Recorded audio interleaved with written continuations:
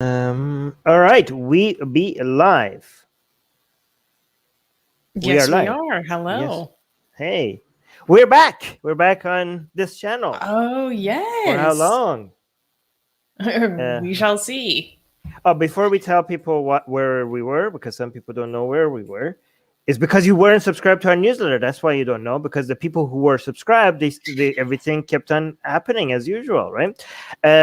But we're gonna start covering the news and atheism, secularism, politics, culture, whatever. Um, Less of some things that we used to talk about before. We're gonna do less of those things because YouTube be crazy. Because we got a strike, right? We got a strike, and we did last week's stream on my own personal channel, the Armin Navabi channel. You could search for that channel, subscribe there, because we got a strike, and Definitely should. yeah, you should. Because we got a strike and we weren't able to stream here on YouTube. Like, by the way, we're streaming right now on Facebook, YouTube, Twitch, and LinkedIn. So yeah, but the YouTube people, they didn't get a stream because we were streaming on my personal channel because Atheist Republic got a strike. If you don't know why, go check it out. We on my personal channel, we'll talk about it over there. However, you should be subscribed to our newsletter, because if you're not subscribed to our newsletter, you at some point we might be removed from everywhere, and we want to be able to stay in touch with you. So make sure you're subscribed to our newsletter. Link in the description. And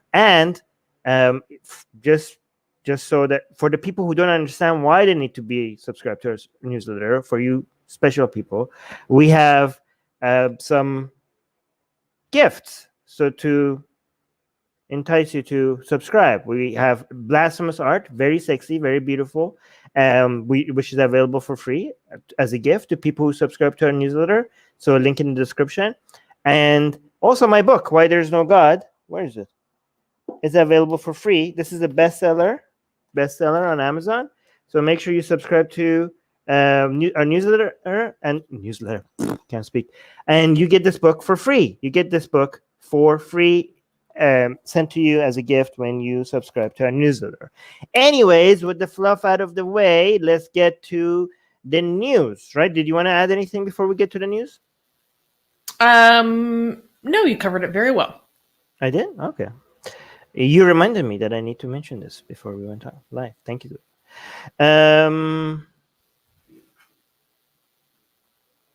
Okay. All right. Can we clap for no, we can't. No, we can't clap for that. Okay. First news. This is wild. First news: Greek bishop's acid attacked by priest during cocaine possession hearing. So I saw this news and I was like, there's so many different levels of what the heck. Like, we have to talk about this. A 37-year-old priest, Theophylactos Kombos, has been arrested after attacking 10 people, including 7 bishops, with acid. The Greek Orthodox priest was facing a punitive hearing for possessing 1.8 grams of cocaine in June 2018 in the village of Alexandria. Kombos accused the church of hypocrisy for charging him and attacked bishops, synod lawyers, and security guards using 2 bottles of suspected sulfuric acid he purchased online. One witness told the local media that Kombos did not directly target any individual with the acid and was randomly flinging it like holy water. Greek Prime Minister Kyriakos Mitsotakis offered to help church officials shortly after the attack. He offered all possible medical assistance and for the victim's speedy recovery. I don't get what happened. It's confusing. Okay, wait. Who had the cocaine? Who attacked who? Why? So there's this priest. He's 37. I'm just going to call him Theo, okay? Because I can't say his full Greek name. And he, back in 2018, was charged. The police caught him with cocaine underneath his priest robes. He was hiding it in his priest robes. And I was looking for more details on the original case. it's hard with like Google translations of Greek, but it's either he was in trouble for just possession or actual trafficking. He claims it was for personal use. I just want to know the basics of who attacked who. Okay. Yes. So the priest had the cocaine. He was arrested. Then there was a hearing, and somebody attacked the priest during the hearing? The other way around. So this is actually a religious hearing. So this is a meeting that he has within the church to see if he should be defrocked and pulled of his priest clothes. And there is when he, the perpetrator, attacked the bishops who were there to decide whether or not he should be defrocked. Oh, so the priest with the cocaine attacked the priest without the cocaine for putting. Okay, so this is a priest. This is a priest on priest attack. Yes. Okay. By the way, when we're talking in acid, we're not talking about. We're like I think some people in the live chat seem confused as well. We're not talking about like LSD or something like that. We're talking about like sulfuric acid. Okay. Yeah. This is like a corrosive caustic acid. All right. So is he in jail? Oh yeah. Okay. Good. Is the guy who was attacked okay? Gonna be okay? Again, between the different language, I've seen different reports. So, and also a different estimation of how many people were like included in this or injured in this attack. Some reports are saying that no one had life-threatening injuries, or there was very few injuries because he wasn't seeming to target anyone in particular. He was kind of just going willy-nilly with it. But then there were other reports that maybe someone has to receive some degree of plastic surgery for this. It's not, or maybe there were some eyes that were damaged. I've seen a lot of different things. It's not, I haven't seen anything very consistent. But this was wild. Okay. Yeah, this is wild. Yeah. When I read this news, I was like, what? Wait, how does he even free to have a religious hearing when you get charged with drug possession? Like, shouldn't you be worried about how much time you're going to be spending in jail rather than like, oh yeah, these people are putting like what, like, how is he that offended that they're like removing his priesthood, whatever? Like, that's one thing that I thought too. Like, oh yeah, you're so concerned about like losing, like, oh, they're having a hearing that they're going to take away your priesthood. Well, forget that. Now you're going to be in jail for like so long for throwing acid at people. Like, holy crap. Like, this man, was he on something when he did all this? I mean, I don't know. God damn. I hope everyone's okay. Jesus. But that was exactly what I thought too. Is like, this is his reaction to be like, dude, we're not going to let you be a priest anymore. Like, this isn't even his reaction to any like criminal charges or anything. Like, this is just a purely inter-religious or intra-religious hearing. But I was reading one report from a Greek website, and with the translation, like, I don't know how accurate it was, but they were saying that back when this originally happened, in terms of the incident in 2018 where he was found with possession, that he believed that the police like wouldn't investigate him because of his status as a priest. Oh. And so this journal online described it as him laughing at them. I don't know how accurate that is, but they were talking about this attitude where he thought he could just get away with this with impunity. Wow. And they're also like suggestions that it's not just possession, it may be actual trafficking. I was like, what? Wow. Like a cocaine trafficking priest, like Greek Orthodox priest. It's this there's so many different levels of like, what to this? This is a movie. This is like, if this was a movie, I would be like, guys, make it somewhat believable to like to the real world. Like, this stuff like this doesn't happen, but apparently it does.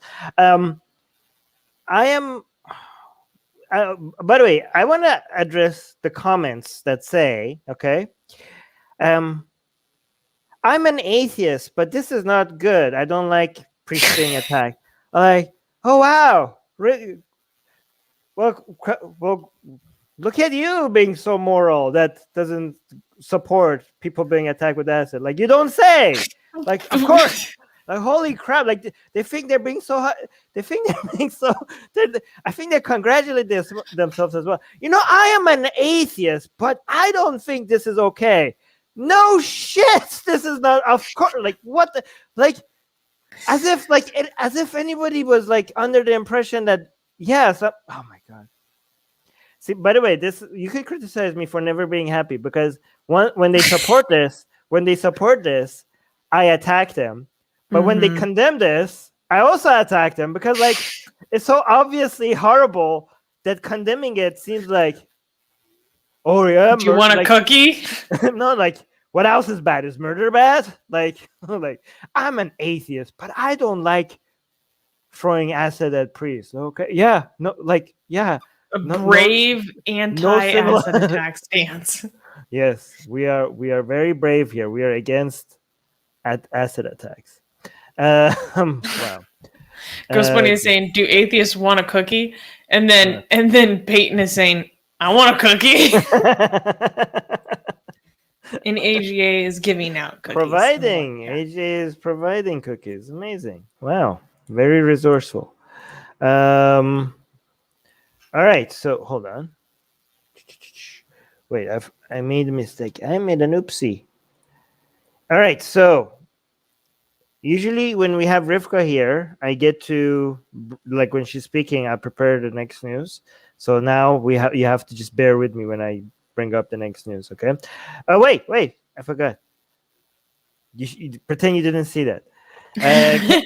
Can we clap for the next news? Yes, we can. Next news. Fewer Americans see religion as an influence. So according to Pew Research from January 2021, America was at the top of the list of developed nations that believed that the big sickness that's been going around has made their religious convictions stronger, when 3 in 10 adults reported a boost in their faith. However, 6 months later, or now, the annual Values and Beliefs poll conducted by Gallup shows a significant decrease in religious influence on U.S. society. Now, only 16% of Americans claim that the impact of religion is increasing in society. The last notable significant increase in Americans' perceptions of religious influence on society came after the catastrophe of the 9/11 attacks. Disasters aside, religion is slowly decreasing its societal power in a slow yet steady trend in America. In April 2020, the same Gallup poll showed that 58% of American adults believe that religion is losing its influence, and that number is up to 82% this year. In 2020, for the first time in 80 years, the number of churchgoers plummeted below 50%, down to 47%. Okay, I have a question. Is there any way to see how many people who label themselves as Christian or any other religion think the influence of religion is less? Do you know what I mean? Yeah, let me go to like, the poll and I'll see if they provide that.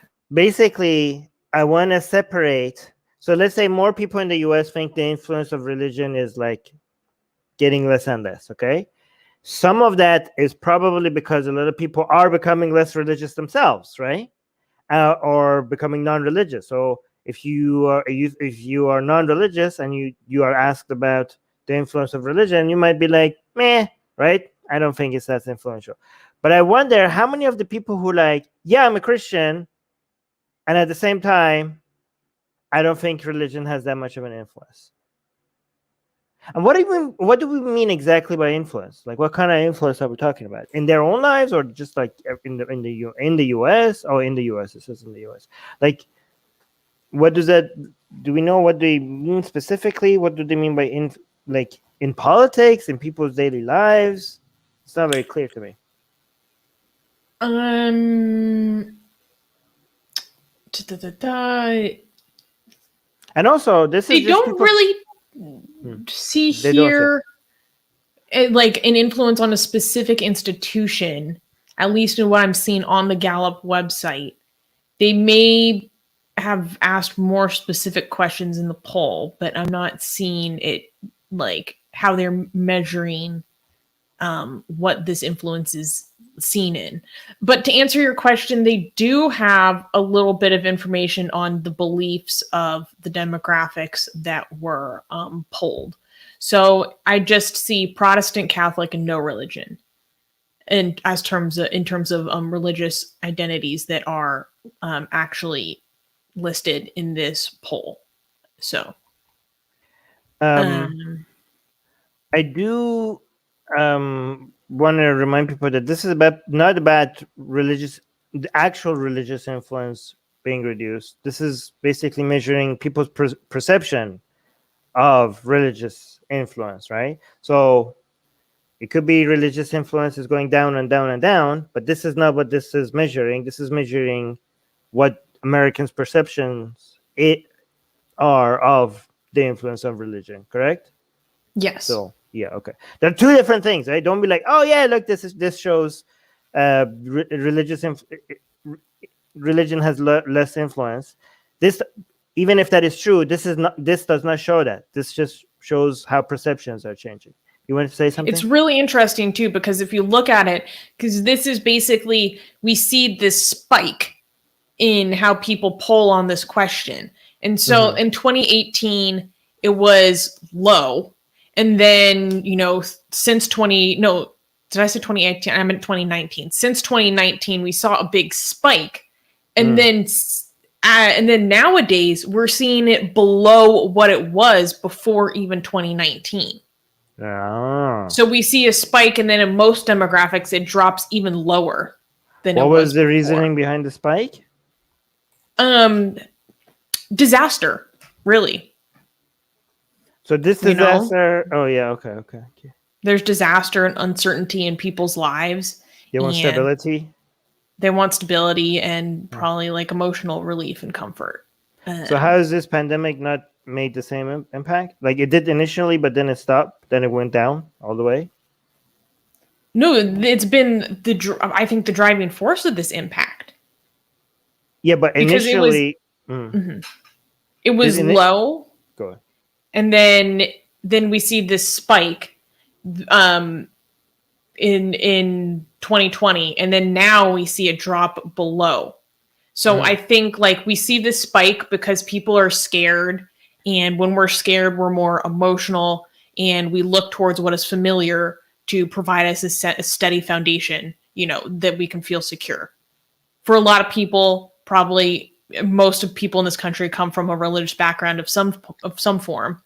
That's probably what they go to because it provides answers in their life. I know. But this is where I'm speculating is that as things continued, they saw, one, they couldn't actually attend services in person. So I think that has an impact. And two, maybe they see that boost in faith actually doesn't lead to changes in their life. So pure speculation on my part. So what it seems like, right, is that initially this pandemic was a boost to religion because people feel like stability. Okay, let's just hang on to God. This is my academic, review of this study. Okay, like this is like a very specific technical term. Okay, all right, but then once they saw that. Maybe because of lack of the ability to go to church, and maybe also seeing that religion was not providing the answer, and maybe also a mix of looking at the scientific community and the doctors and blah blah blah and the government or whatever, seeing that as a source of actually security and answers and blah blah blah, right? Like, oh my God, science, like it seems like nature screwed us, and science is like saving us, maybe, right? So maybe their reliance on source of stability shifted. So initially it seemed like this pandemic was a boost to religion, but as it went on, it seemed like not only that initial boost was canceled, it also went down to historic lows. Correct? Is that fair to say? Yeah, for some demographics. So, for example, for Protestants, there was in 2019, starting off as a percentage of 18% of Americans adults think that the influence of religion is increasing in society. So for Protestants, starting off at 18%. Then in April 2020, going up to 43%. Now May 2021, down to 15%. Right. So that's a loss of 3 percentage points. For Catholics, it was at 19, went to 35%, then 19%. So not a loss overall. But for people who said that they have no religion, it went from 20% to 31% to 13%. Glenn in the live chat is saying, Jesus loves you, Susanna. Jesus loves you too, Armin. Glenn, if you have connections to Jesus, can you please tell him for one last time that no means no? All right? Like, that man does not understand personal boundaries, does not understand that you have to let go, okay? If you love somebody and that person does not show interest and they don't love you back, stop. This is like getting borderline harassment, right? This is borderline harassment, okay? I understand that we are lovable. Me and Susanna are extremely lovable, so I can't blame Jesus, but we just don't love him back. Just move on. Move on. There are plenty of other people, Jesus. Just stop it. This is getting like you're acting incredibly desperate. It's not a good look, Jesus. Just stop it. Just stop. All right. Wait, I have one more interesting fact about this story. Why? So, again, this is polling people's perception that religion is increasing its influence. So it's they're polling for a very specific belief about if you think that there's an increase in religious influence.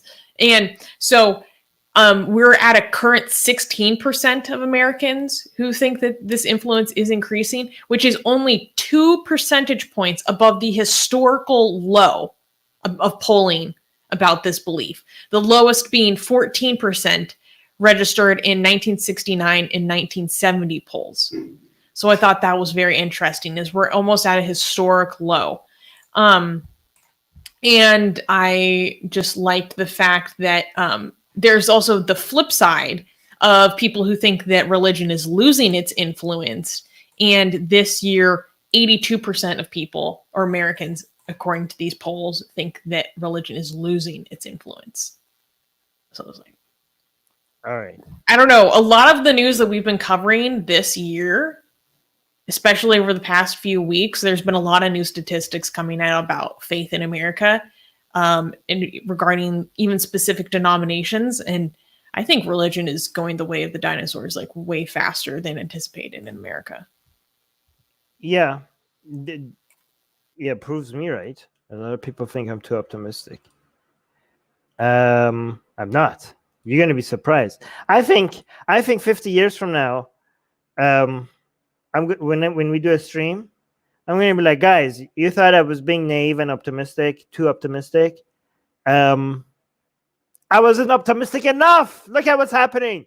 Like this video, save this video. I'm going to be like, ha, you guys thought I was being naive and optimistic. Look at what's happening. I was underselling the whole thing, right? All right. I'm excited to see the results in other countries as well. I think we're going to see a huge shift in our lifetime. Right.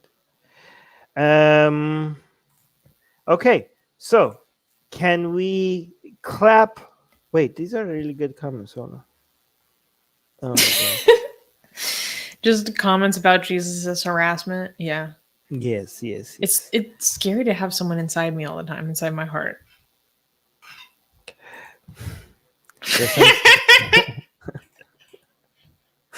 I want to make some jokes right now, but it's okay.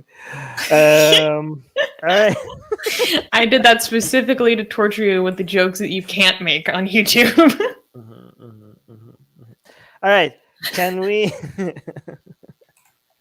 I'm glad that you clarified when you said my heart, inside my heart. So just to be like... All right. All right. It's important. Can we clap for the next news? Let's clap because it's a very interesting study. It's very important. Okay. Or do you think no? No.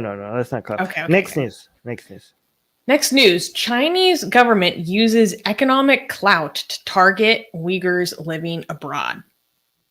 Recently, the Oxus Society for Central Asian Affairs, or I'm going to call it the OSCA, documented Beijing's targeting of Uyghur Muslims living abroad. The report stated that more than 1,500 cases of deportations and initial detentions that Beijing orchestrated could be just the tip of the iceberg. More than 28 countries are found to be complicit at some point in the systematic surveillance, detention, and eventual deportation of Uyghurs living in these countries. The mechanism in which Beijing exerts pressure on countries hosting Uyghurs has been mainly through its economic diplomacy and financial stress. China offers infrastructure packages and other financial aids in exchange for the freedom to persecute Uyghurs living in other countries. The report calls stopping this transnational repression a moral imperative and is, quote, crucial to maintaining state sovereignty and the integrity of international organizations like Interpol and the United Nations High Commissioner for Refugees. Wait, so what is happening exactly? These countries are just there are certain countries that are just sending these Uyghur Muslims, deporting them to China? Yes, This is a first of its kind report that documents in more detail than we've seen before an international campaign of repression against Uyghurs from traditionally from the Xinjiang or East Turkestan region. So, we talk about the persecutions the Uyghur Muslims, and it's not just Uyghurs; it's also Kazakh and other ethnic minorities, but that typically practice Islam, what they face, the persecution they face in East Turkestan, in Xinjiang, within the borders of China. Well, this report takes that way farther. It talks about how China is implementing a transnational campaign to pull Uyghurs from around the world back within its borders, back within its control. By pressuring the government. So basically China is basically a nightmare that exists even when you leave China. Yes.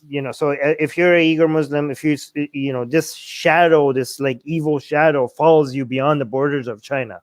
And basically, is China doing that by pressuring certain governments that it has a lot of influence on? Like, for example, I'm assuming Pakistan, right? Pakistan is a big one. I heard even Turkey does yes. that. This is amazing because Turkey was part of this report. Wow. So Turkey, the country that was pretending to care about Muslims so much that they were the leading country that was standing against China's oppression of Uyghur Muslims, is actually bending the knee to Chinese pressure when it comes to deporting Uyghur Muslims back to China. The double speak from Turkey's government is so hypocritical. I can't even. Okay, guys, the severity of this is imagine if during World War II, right? Jewish people who were had left Germany and they were in the United States. Imagine if the United States were deporting Jews back to Germany, okay? To Germany. This is so insane. But it's not getting the attention that it deserves. Which countries are doing this? Do you know the list of countries, or they need to be shown? Well, there's at least 28 countries. Pakistan is a big one. Turkey, India. Wow. This looks like Malaysia, Cambodia, all of the countries that border China on the west. Is Iran among them? Qasim is asking. Let me look at the most recent. Sorry, in the report they show these countries by phases. It doesn't look like Iran is on here. Russia is involved. I think the this country is Kazakhstan, Italy, Morocco. Guys, we're talking Muslim countries. Okay, so we have an tyrannical atheist regime. Okay, that is oppressing Muslims, putting them in concentration camps by the millions, right? And then these Muslims run away. They get out of China for safety to other Muslim countries. Okay, and then you have Muslim regimes catching Muslims in their own countries and deporting them to an atheist government that is oppressing Muslims. And I don't know what to say. What? You have your hand up. What's so bad about Turkey's specific actions recently is that it basically comes in exchange for medical supplies related to what goes in your arm. I'm not going to talk about it because of the strike we got before, but you guys know what I'm talking about. Great. By the way, if this video gets a strike, I don't know what to do anymore, right? Guys, we are on the side of the oppressed. Concentration camps are bad. We're against the CCP and all of that. Like, I don't know if this video gets a strike because we're mentioning the oppression of Muslims and YouTube cannot understand which side we are on. Like, I don't know what to do anymore, right? Like, we're being as careful as possible, right? We are on the side of the oppressed against the oppressors, but YouTube might give us a strike for a video like this, just like they did with our other videos, even though we were on the right side. And then when you appeal it for somebody to look at, we're actually on the side of the oppressor, like on the oppressed. The appeal will get rejected in less than a few minutes, less than 5 minutes actually. So like, I don't like if this video gets a strike, honestly, like, I don't know, like, we don't know what to do anymore. Like, we probably What's worse, with Turkey's situation is that they just recently in December 2020 signed an extradition treaty with China. Like within the past few months, within the past year. Secular Rarity is saying it's absolutely absurd that the world has not come together to stop the genocide in China right now. Yeah, China is way too influential everywhere to be able for countries to, That's a lot of what this report is talking about, is like there needs to be, they call for three specific things. To counteract China's global repression, the Oxus Society and the Uyghur Human Rights Project recommend the following: strengthen refugee resettlement programs by increasing quotas and streamlining procedures to allow Uyghurs to leave third countries collaborating with China. So basically what they're saying is that even the Uyghurs outside of China, even if they're in a different country right now, we need to bring them to a third country that can actually protect them, because where they are isn't safe enough, and we need to streamline that process. Like, even if they're already residing outside of China, we still need to consider them refugees and get them to a state that isn't collaborating. 2, restrict the export of surveillance technology that can be used to monitor vulnerable communities without due process of law. There are, for instance, in Pakistan, there are situations where the surveillance state of China is extending into Pakistan to target Uyghur people, including like trying to collect their biometric data. And 3, increase accountability by raising the cost of embarking on campaigns of transnational repression. That's going to obviously be the most difficult to accomplish. This talks about in length the evolution of China's campaign of repression, how it's shifted its emphasis from Central and South Asia and Southeast Asia to the Middle East. And now the Middle East is becoming increasingly more involved in the extradition of Uyghurs. There's been a huge uptick in these deportations in 2017, but this report actually begins all the way in 1997. And it documents phases of China increasing its repression abroad. And the most severe uptick being between 2018 to the current day is when it's just really ramped up to a different level. But on a different note, I was thinking about this, and I was thinking about, like, why is China doing this? And this is speculation on my part, but because I was thinking, if the Uyghurs are forced into exile and they have to leave China, that is accomplishing China's goal of demographic engineering and shifting, right? So, like, why would they want to still persecute these people who are living abroad? Because they're gone from where they want them to be gone from, right? And so I was thinking, maybe they want them back within China's borders so that they can't get out and talk about what's going on. So they're still under their control, even though technically them being outside their borders would aid them more. Or if it is because this need to pull them back into China's borders and more firmly under their jurisdiction just to persecute them so severely in the many forms that we've talked about before on this channel, like, that gives me so much more of, like, a real ethnic hatred than just wanting to move people around because it's inconvenient for their state plans. Like, I don't know, Armin, what do you think? Yeah, I actually don't know. Seems a lot of effort. I think like it's about sending a message and making sure that you understand that there's no safety to discourage other people from doing so. Just like compliance is the only way, right? Like making it clear. Another thing I've seen a documentary on, I forgot where, was the way your family is treated. Like, there's no running away from China, because if you are being attacked by the CCP and you leave China, then guess what? You have family.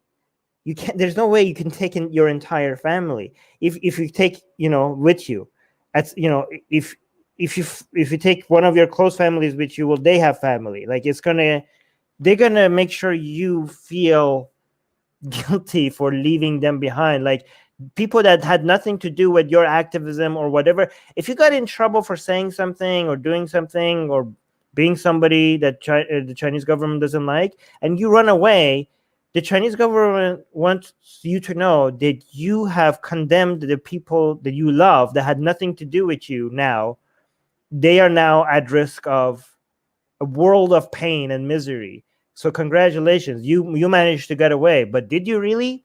Because we will make sure that you're not able to sleep sound at night, knowing what we could do to the people you love. Like, this is pure evil.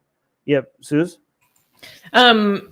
Yeah, well, that part of this report that's very interesting is that it talks exactly about this and how this international connection that the Uyghur diaspora faces is actually dangerous on both sides. Because if you're in one of these states that's collaborating with China, having connections to China is a red flag. If you're in China, having connections abroad is a red flag. So it cuts both ways. Secular Rarity saying it isn't just about, quote, stabilizing a country. It's about erasing a group of people, a culture, a language. And I think this report really underlines that for me, because if it was about stabilizing a country, like, why would it matter that this ethnic group from this one region of China has citizens abroad? Like, when the Chinese government is saying that all of these concentration camps are actually just education facilities and they're teaching rural people new job skills to compete in a global market. Well, if that's the case, what's with these, like, at least 1,500 documented cases of deportation and extradition since 1997? Like, what would be the purpose of that? How is that relevant to your project, in your so-called project in the region? That doesn't make sense to me. All right. But okay, here the thing is that this culture, this language, this group of people, it will always be the CP will always see it as a rallying cry, as an identity where people could get around to question its authority, right? So it goes back to ancient times. For example, like when you want to, when you have a group of people that have a history of opposing you, then you just want to erase everything that unites those people as a group of people. Whatever whatever identity that they have that sets you apart as the rest of China, that might give them an excuse for them to identify each other and unite with each other against you. That's what you want to erase. Okay, so this is the reason why China will see, like, if everybody is alike and everybody is the same, I don't know, identity, ethnically, religiously, everything, then there's no way for you to have a flag. Hey guys, let's reunite this around this. There's no other center of authority or any group other than the umbrella that is CCP. Basically, they want to make everything completely homogenous. That's what they want, right?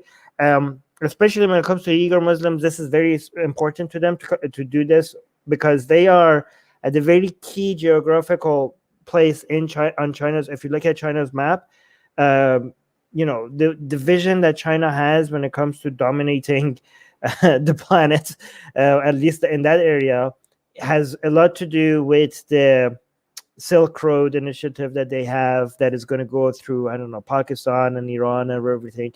And that whole project goes through the Xinjiang province, right? If they don't have absolute control over that area, a lot of their plans, are the stability is, increased stability in that area and control over that area will reduce the flexibility and the risk associated with investment in Chinese project, and the reduced risk will increase the value of this investment. You know what I mean? So if you want to, for example, come up with a valuation process to see, like, oh, these projects that China is involved with, the people who invest in it, the people who put funds in it, whether internally from China or foreign, when they want to know how to discount the potential future cash flow from these investments, they have to discount it by interest rates, which is correlated to the risk associated with it. And if China has complete control over all of this project, the risk is going to be less, so the interest rates associated with the risk is going to be lower. So the present value of the future cash flow is going to be higher. So this is all goes to basically, money and valuation and trade and all of that, right? So this is my understanding. Does that make sense, Suze? Totally. A very good way of putting this into a broader context for people who aren't aware of that geographical factor. I really suggest you guys go check out this report. So if you are interested, we have all our sources in the description. And this is an article on our site, but the first link on our site is the actual report from this organization. I started reading it. It's really interesting and paints a very broad picture of China's activities in terms of how long it's been going on, the scale, and how they've ramped up this sort of activity to a really startling degree within the past 5 years. Is the next one the Biden one? Right? Yes. Can we clap? Yeah, let's clap. Yeah. Next news. Catholic bishops threaten Biden with communion ban over stance on abortion. On June 17th, the U.S. Conference of Catholic Bishops pushed ahead with a draft in a majority vote that would deny President Joe Biden the Holy Communion because of his stance on abortion laws. Approval of this new statement will authorize individual bishops to deny Catholic politicians who support abortion, the sacred rite of the Eucharist. This step has brought new life into the debate on the church's influence in politics and interference. In response, the following day, a group of 60 Catholic Democrats who are congressional representatives released a statement of principles urging the Conference of Catholic Bishops to stop weaponizing the Holy Eucharist. In 2015, Biden stated regarding abortion that he personally believes that life begins at conception, but that he is not prepared to impose a view that is born out of his faith onto other people. Okay, so this is the most extreme meddling in politics by religion, like by these churches. Are these not 501(c)s that are like, wait, are these not churches? This is coming from churches that are not supposed to be meddling in politics, correct? Yes, although okay, so they would. And okay, you're the ex-Catholic here, okay? Mm-hmm. If the church doesn't let you get, I don't know, communion, I don't know how this stuff works, does that mean that you can't go to heaven? No. Oh. So what's the consequences of you not getting the Jesus snack? So like the Eucharist is like it's a sacrament. It's a holy sacrament. So you're being refused a religious ritual. And so where do I start with this? So what's being debated by the U.S. Conference of Catholic Bishops is this kind of letter or statement that they're working on crafting. And it's kind of complicated and become many things at once. One of the things that is a defining of what the Eucharist is. So that's kind of important to your question. And this arose because there was a poll that showed that many Catholics in the United States either aren't informed, like they don't know the actual policy and teachings regarding the Eucharist, or they disagree with the Catholics' teachings on the Eucharist. So it's a statement about reaffirming what exactly it is, what it means, and when it is appropriate to receive. The second thing that's involved in this is deciding if politicians who support abortion, who use federal funds for abortion, who are involved in making that more accessible for people in their capacity as a statesperson, should they be able to receive the Eucharist? Let me explain. So when you receive the Eucharist, for those who don't know, this is something that's important for Catholics because it symbolizes, and not even symbolizes, we believe in transubstantiation, which means that when the wine and the host is blessed, we believe that it literally becomes the body and blood of Christ. It's not a symbol of his sacrifice or something. No, it's a tenet of the faith, Catholic faith, to believe that it is literally his flesh and blood. So to be able to receive the flesh and blood of Christ, you are supposed to be in a state of grace. What does this mean? This means that you are supposed to be free of sin, that you have confessed all of the sins that you did, from the last time that you confessed to a priest, and you're not supposed to receive communion until you are in that state of grace. However, I'm pretty sure the vast majority of Catholics don't fit that qualification. Like, I don't know anyone who's a Catholic who goes to confession that regularly. So they're saying that it is not coherent to be a Catholic and to receive the Eucharist while you are supporting abortion at the level that many Democratic politicians are. Basically. They're not saying that you're not a Catholic. They're just saying that you're not pure enough to receive the flesh of our Lord right now. And okay, so what is the consequences of not receiving that? Like in the afterlife, is there no consequences? I'm not informed enough to know if there is a consequence to like not receiving the Eucharist once, like, or maybe several times. Because, if theoretically, at your last hours, you can change your mind and say that was wrong and still go to heaven, So I'm just wondering if the Catholic Church thinks that it has the power to basically deny heaven to people, right? Like, and Are they threat? Basically, is the Catholic Church in the United States? Wait, is this the Catholic Church in the United States, or is this like a?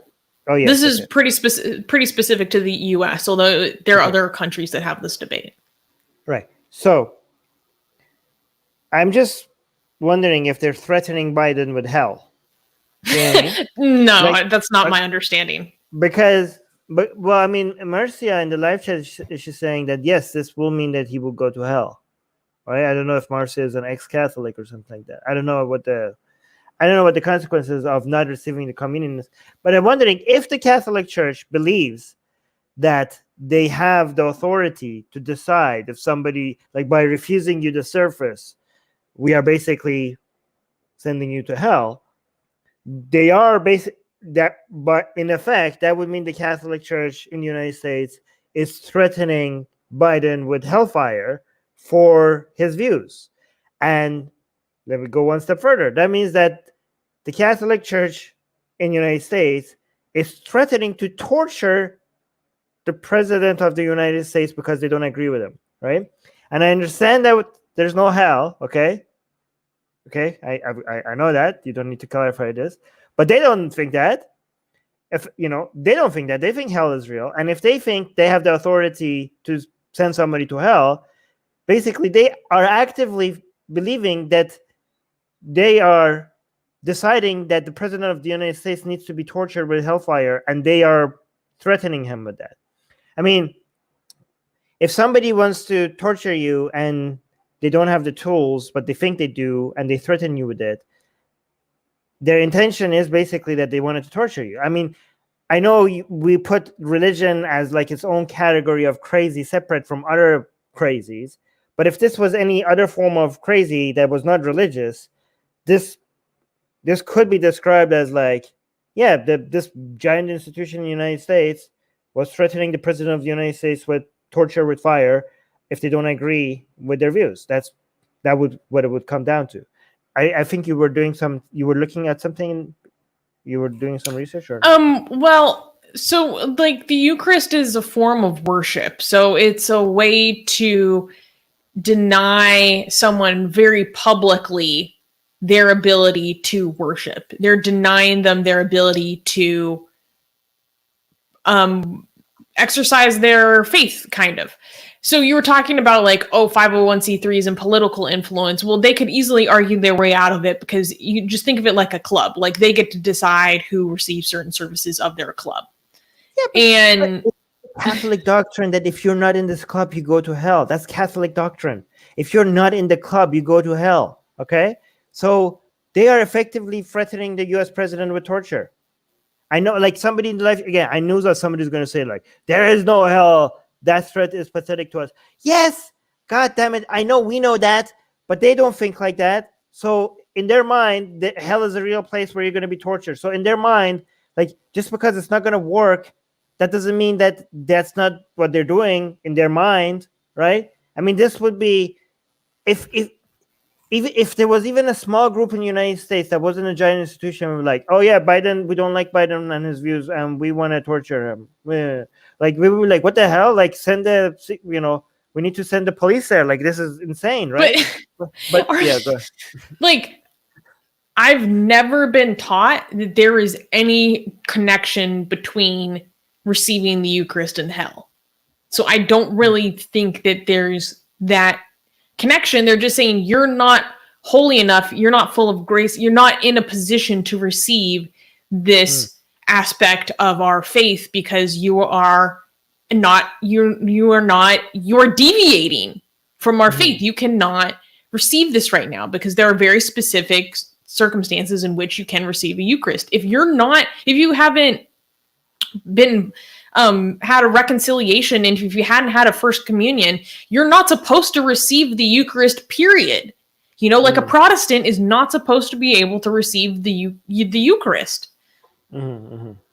So like it's just a rule, right? Like maybe someone is more of an expert on Catholic theology, but that's not my understanding. Like, because he could later come into grace and receive it, fine. All sins are forgiven.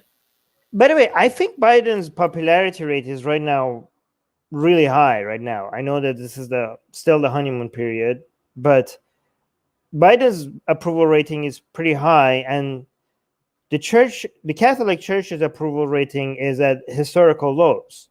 So I don't think I don't know what gave you that impression. I don't think the Catholic Church is at any position I mean, you guys, some people might use Biden being a Catholic against them as a way to not like him. So congratulations, the Catholic Church. You managed to make him seem more like a rebel against the Catholic Church, even though he's a Catholic, right? So I think that this might even help Biden. If people who don't like the Catholic Church and might have been like, oh, wow, Biden is a Catholic, that's cringe. Now they don't think that because, yeah, Biden is a Catholic, but the Catholic Church hates him. Yay, based Biden. You know what I mean? That's why, so well, I don't, go on. I mean, speaking as a millennial American, I think you're kind of right though, because I liked Biden's response. He's like, personally, I believe, the Catholic doctrine that life begins at conception, but he's just taking a secularist stance and saying that shouldn't affect how I do my job as a legislator. And I'm not going to impose that on other people because that's not my place as a legislator. It's a very secular stance. I really like that. But you just highlighted a comment by the Rabid Atheist that I wanted to read. The Rabid Atheist, who is an ex-pastor, is saying, I thought communion was means of grace, and so it would have more of an effect on time spent in purgatory. Not an expert, but I've had a lot of dialogue with Catholic priests. Rabid Atheist, you very much could be correct. I went to Catholic school for pretty much all of my education, but that doesn't mean that, I have as nuanced of an understanding as, an actual theologian. Okay. Go on, you were finished. Well, that's actually what I find interesting. It is one of the purposes of this letter that is being debated by the council is actually to be educated. They're calling for a Eucharistic revival in the United States because so many Catholics disagree with what the Catholic Church's actual policy on the Eucharist is, or they don't actually know what it is correctly. So that's another aspect of this. But I do have to say really quickly that this whole letter that's very controversial being debated hasn't formally been approved. It's still under debate and drafted as far as I know. Yeah. I mean, I like this. The Catholic Church is like, we're not unpopular enough. Let's do something that makes us even more people even hate us. This is great. Keep doing it. Good job, Catholic Church. Keep doing that. We need more people to hate you.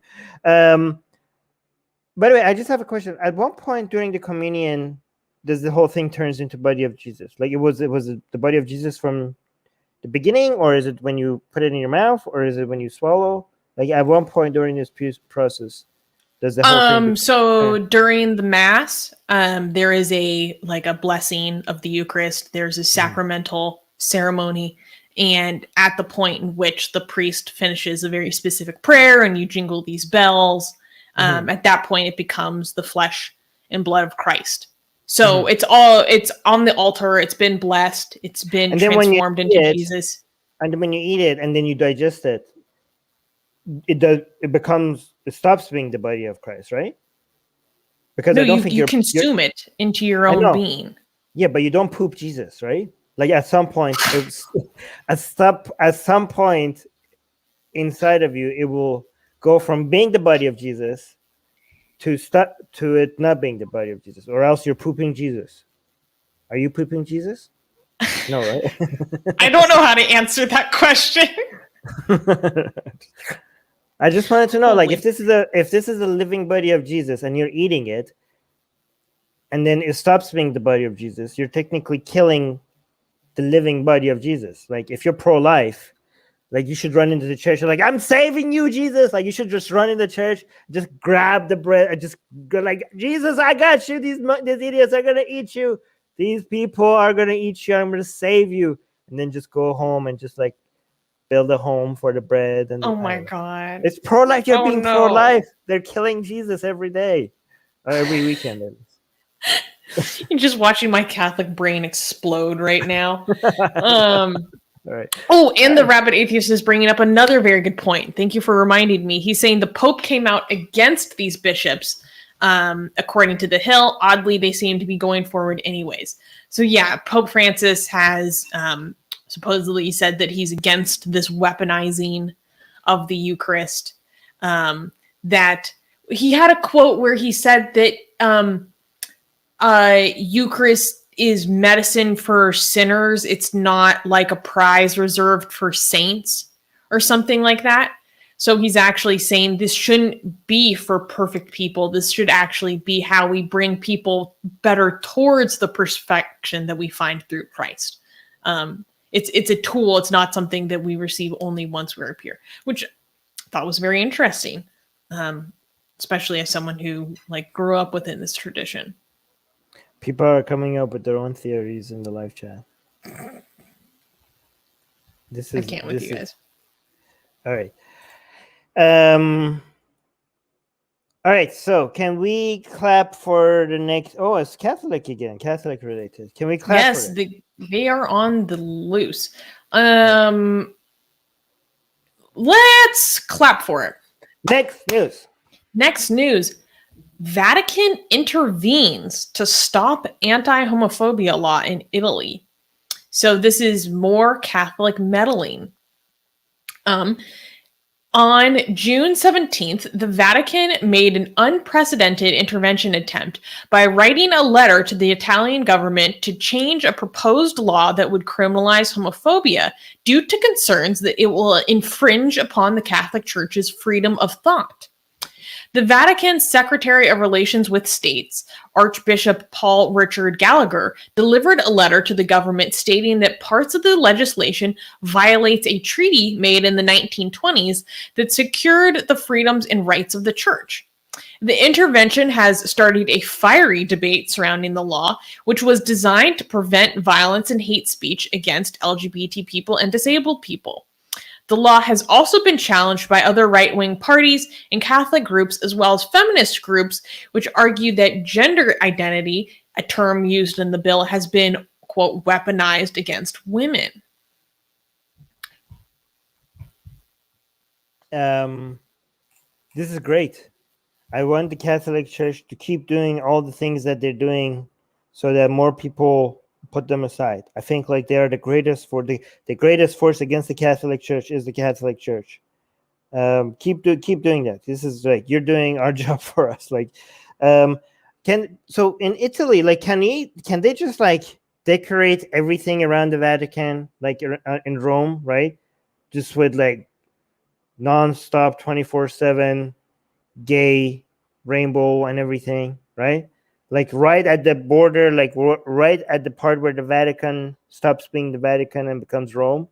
Just make sure you just color everything on the ground rainbow. Just have every day, every weekend throughout the year, just have a pride parade, a non-stop parade just around the Vatican, right? Immediately outside, because the Vatican's really small. If you get enough people, you could just surround the Vatican with gays. Yeah. You're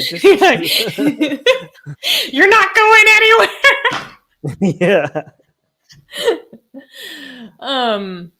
God. Oh my goodness. I love seeing these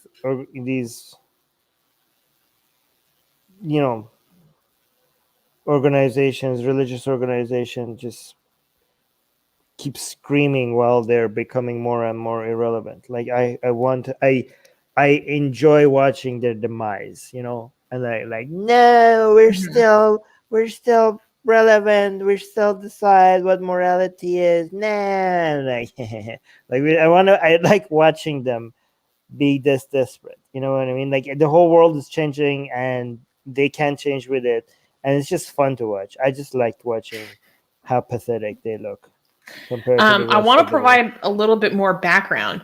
So The Vatican fears that the law could criminalize the church for refusing to conduct gay marriages, or be criminalized for opposing adoption by homosexual couples, or refusing to teach gender theory in Catholic schools.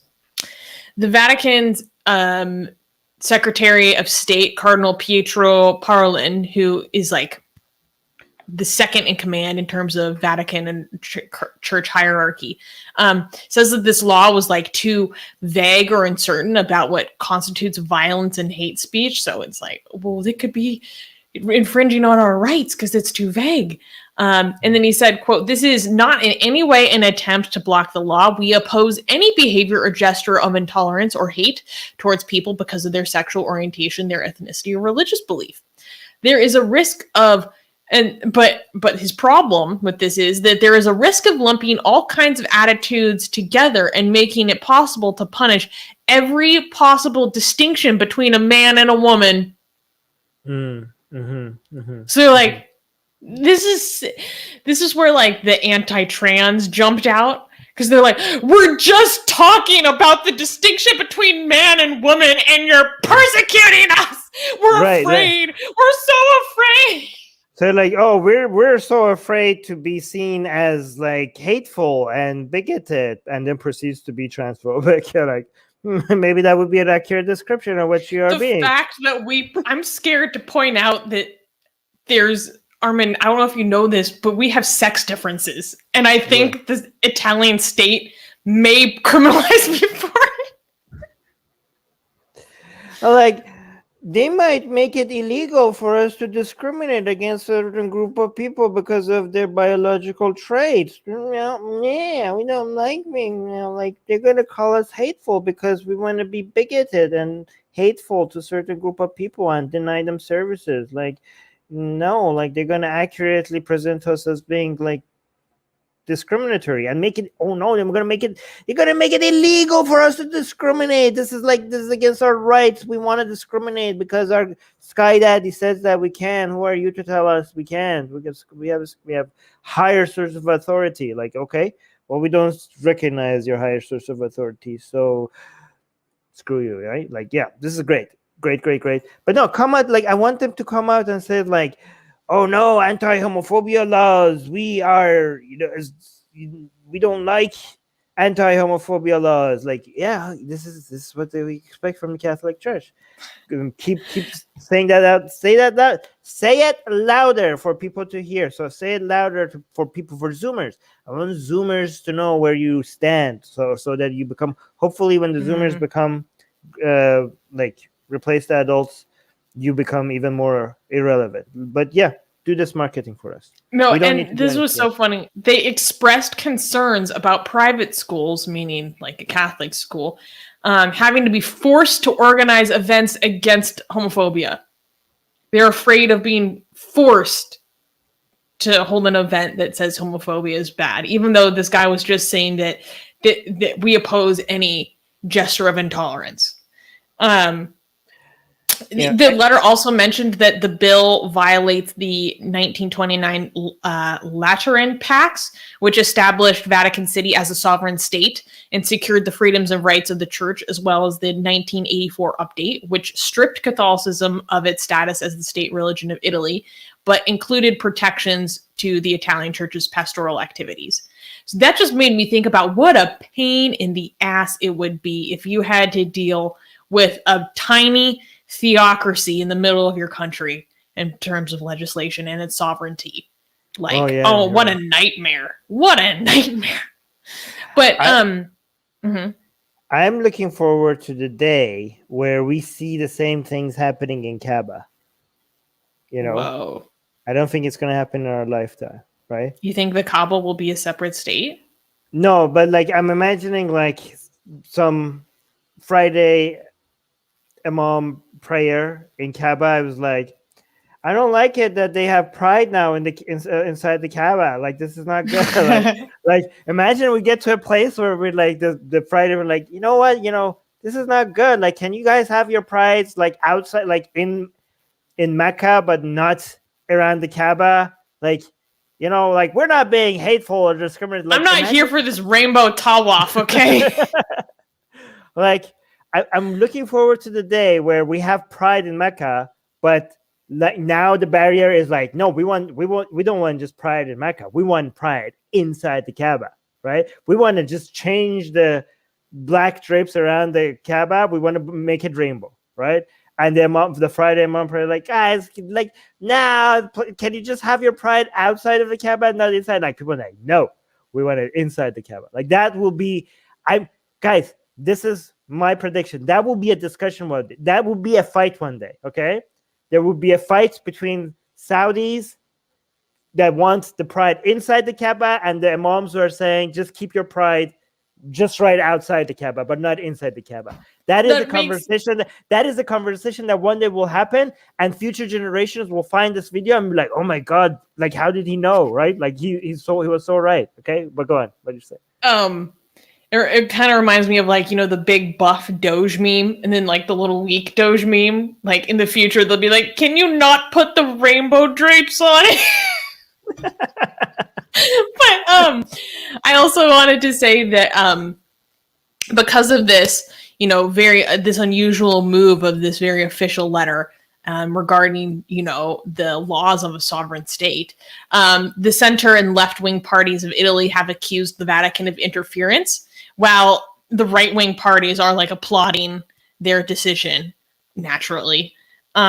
Even Prime Minister Mario Draghi, who is a practicing Catholic, like, came in to defend Italy as a state with a sovereign parliament. It was like, guys, like, this isn't your country. Who are you to, granted, it is just a letter, but it is still an unusual level of interference from the Vatican.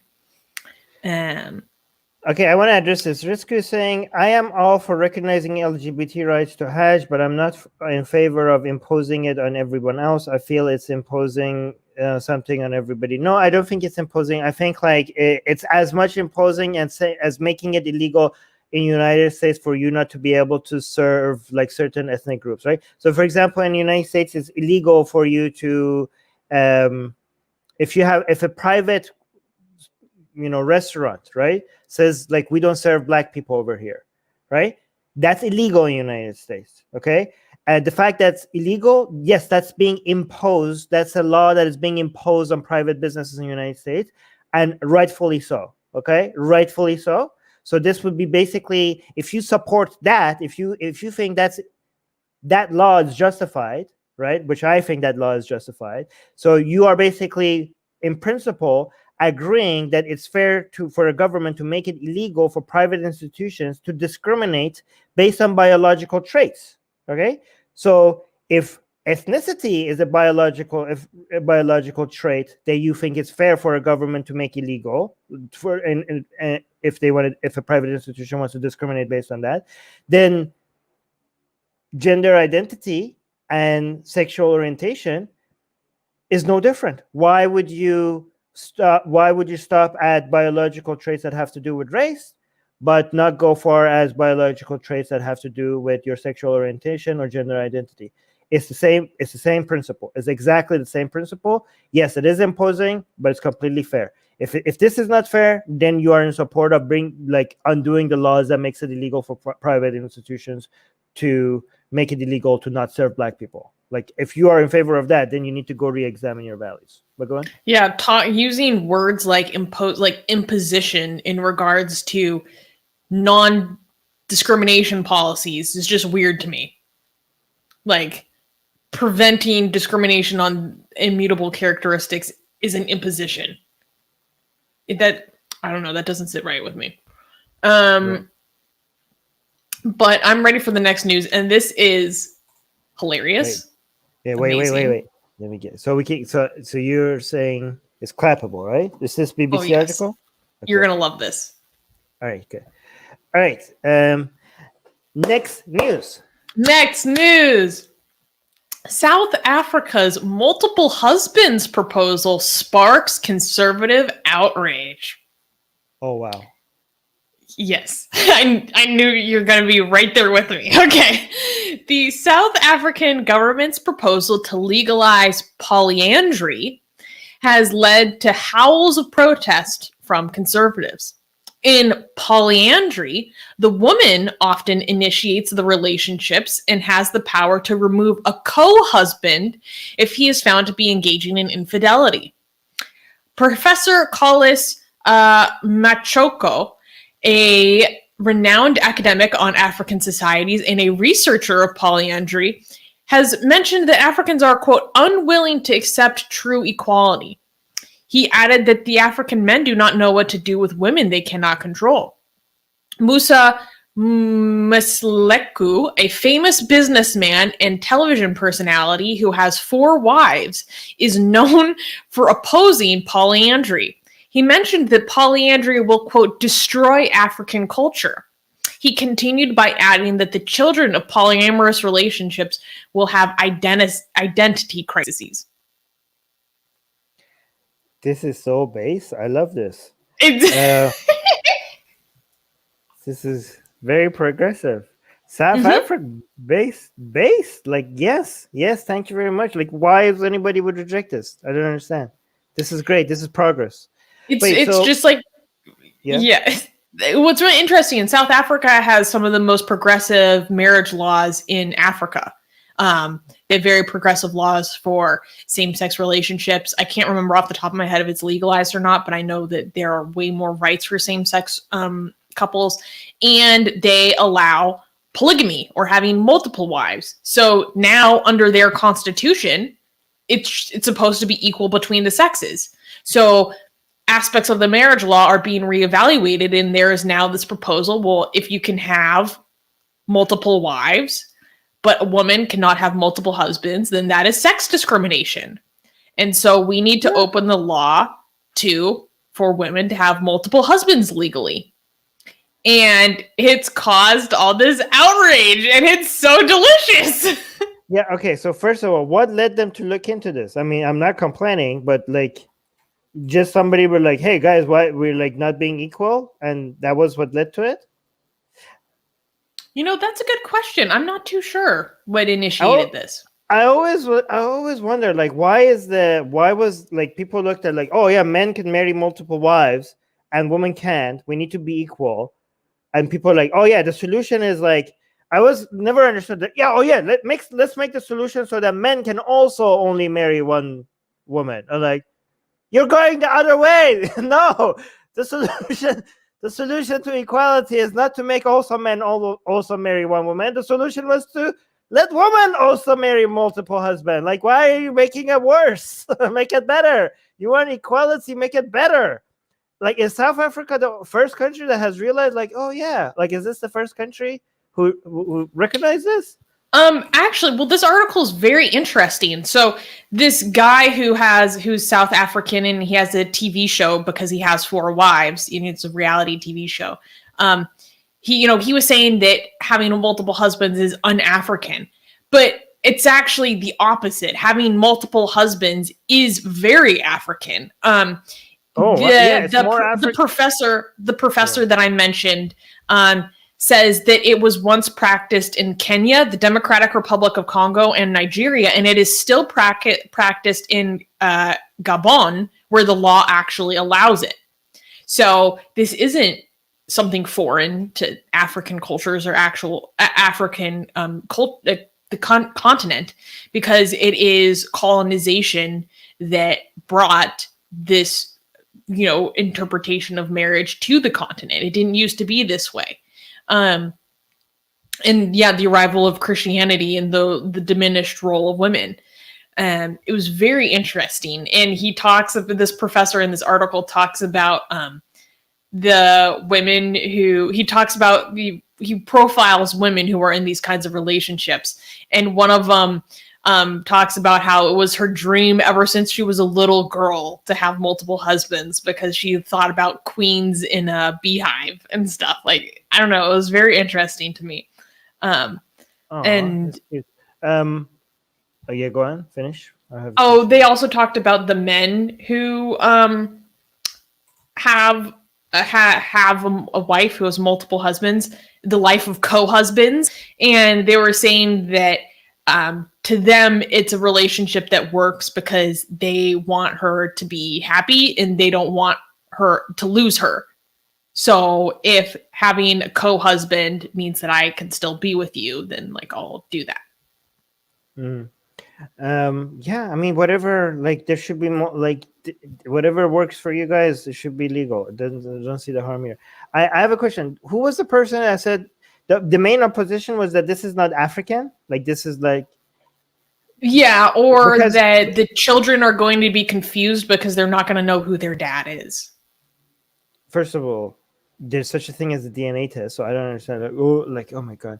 But they're like, all the children are going to have to take DNA tests when they're born. Isn't that so confusing? And I'm like, a lot of people are married and y'all have to be taking DNA tests, okay?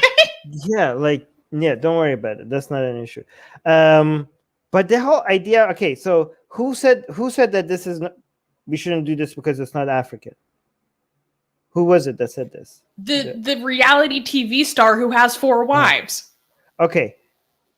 Reality TV is not African, right? Reality TV is something that came out of outside of Africa. It's not, reality TV is not something that was inherent within African culture. You got this idea from other places, right? I mean, I'm assuming South Africa has a parliament, right? Mm-hmm. Yeah. That's not African. That came out of Europe. Like, what is this idea of like not African? Also, what does not African even mean? Africa is like, does it mean like not South African or just not African? Because you're talking about an entire continent. Like are you like, what is, there's no African culture. Like we're talking Egypt and Kenya, right? Like what is a culture that Egypt and Kenya share? Like what is Africa? This is not Africa. There is no such thing as culturally African. You're talking about countries like from north to south, the level of diversity that we're talking. What does that even mean? Mm-hmm. Are you sure they said African and not South African? Like they just said it's not African? He just said African, but even that's not true. Like I said before, that it's actually legal in other African countries. Music guy is saying, I want 4 husbands. Oh, babe. Oh, music guy. Yeah, by the way, for the conservatives that say like, the problem with families today is that children grow up without a male role model. That's the problem. That's the problem, okay? Like, okay, so you shouldn't be against this because now the child is going to grow up with 4 male role models. Like Rook, like this is going to be the healthiest family of all. Right? You want male role models, there's 4 of them now. Right? So conservatives should not complain. Conservatives should not complain, okay? So okay. True. You're worried. We got 4 times the male influence. What now? You want a father figure? We have 4 of them. We got so many. We got so many daddies. Okay, that's it. But yeah, I thought it was a very interesting conversation. I know for a lot of people, the idea of having multiple spouses is like very controversial. And I don't know. I think theoretically, I support having multiple legal spouses. Sometimes I just think I don't know. I have questions about like how things are implemented in practice. But I don't really see like the secular reasons why someone shouldn't be allowed to have. Yeah, by the way, the idea of the nuclear family is I don't know if people understand how modern, how recent the idea of a nuclear family is, right? Like people are like, this is the way it should be. Like since when? Since I don't know, 60 years ago? And people they're like, oh, this is how it should be. Like one thing that leftists get right, I think, like a lot of the things that they say, like they want to break down so many things that shouldn't be broken down. But one thing they get right is like, historically, this was like, it wasn't like this. It wasn't like one mom, one dad, kids, and this is how it, as God intended. First of all, read your own Bible. God never intended anything like that. God did not intend it. God was like one man, 4 wives, a couple of sex slaves. Sarah, Hagar, we got Yeah. Yeah. Also, like, children were raised in, villages, in a community. Everybody, like, the parent was not necessarily the biological parent. Like, everybody was involved in raising the entire village. That was the case. Like, so this idea of, like, oh my God, this is going to break the fabric of the society, and if we don't have this, like, it needs to be this way. It was like this since the beginning of time. Like, no, it wasn't. It wasn't like this. It was all over the place, and the fabric of society was just fine. So, yeah, and this is, so people just want to conserve things without any reason. Anyways, can I clap for the next news? Oh wait, look at this. Marcia saying, "Look at Chip's communal living." Yes. Yeah, let's clap.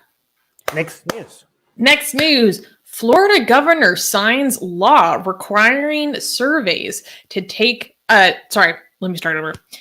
Next news. Florida governor signs law requiring colleges to take surveys on beliefs. So this is actually one of those news items that isn't technically religiously affiliated, but I still thought it was interesting for us to talk about. Republican Florida Governor Ron DeSantis recently approved legislation ordering state colleges and universities to survey their students, faculty, and staff yearly regarding their beliefs. The goal of the survey is to ensure viewpoint diversity and intellectual freedom. The legislation does not specify for what purpose the survey results will be used.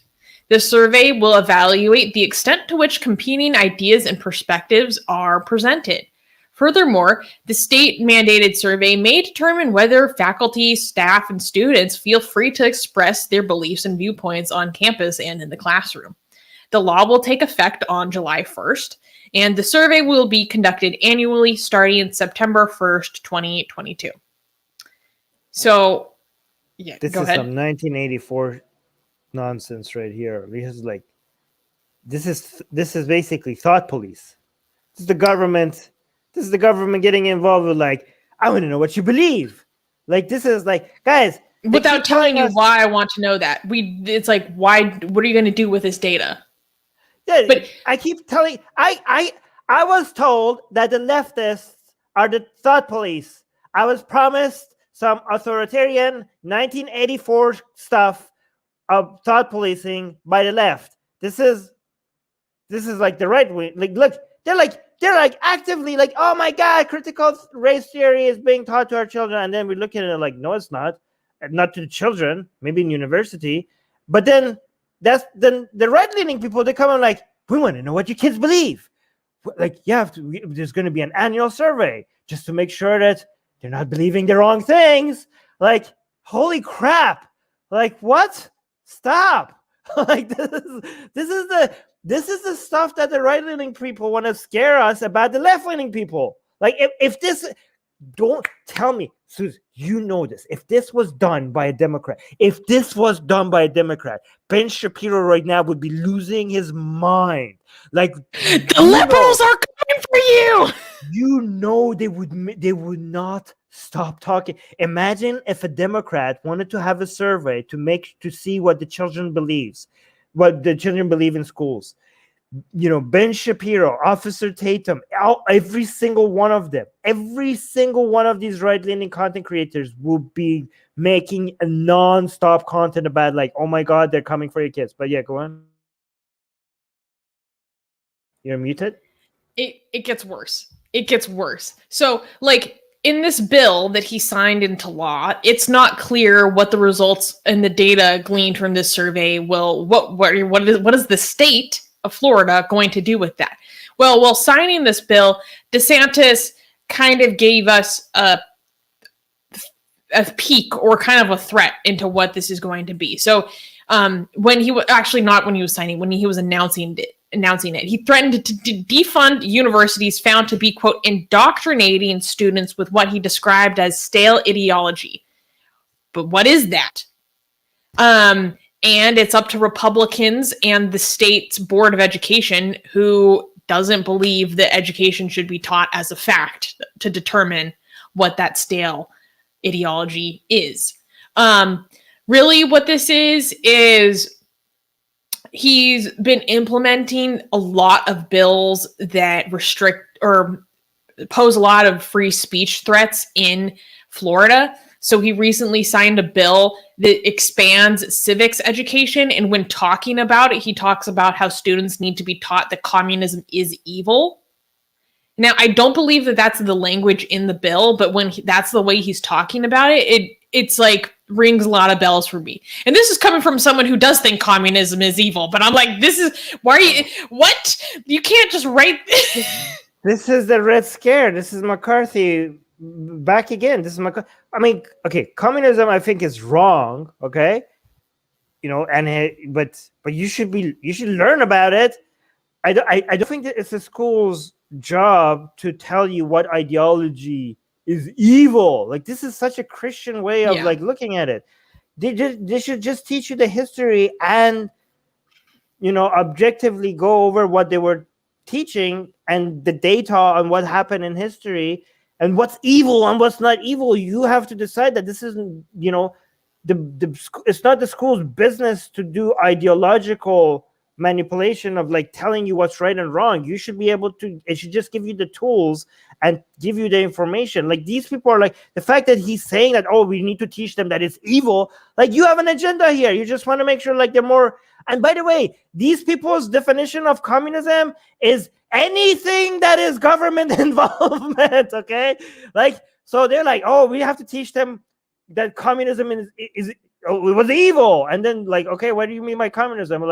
Oh, if you increase taxes, that's communism. I'm oh, providing healthcare, that's communism. I'm oh, making providing education, oh, that's communism. Oh my God. So all of a sudden they have an agenda and they want to say any safety net, any government involvement, all of a sudden becomes evil, right? These people, they're this is active brainwashing of children. These people, if they had all the power, they would actively be involved in brainwashing your children, specifically to make sure that they're not left-leaning and they become more in line with their ideology. They would not hesitate. If they could, they would not hesitate. And these are the same people that want to scare you from other people brainwashing your children, but they would not hesitate to get involved in everything. They would want to shape your children's minds exactly in the form that they want. But go on, Susan.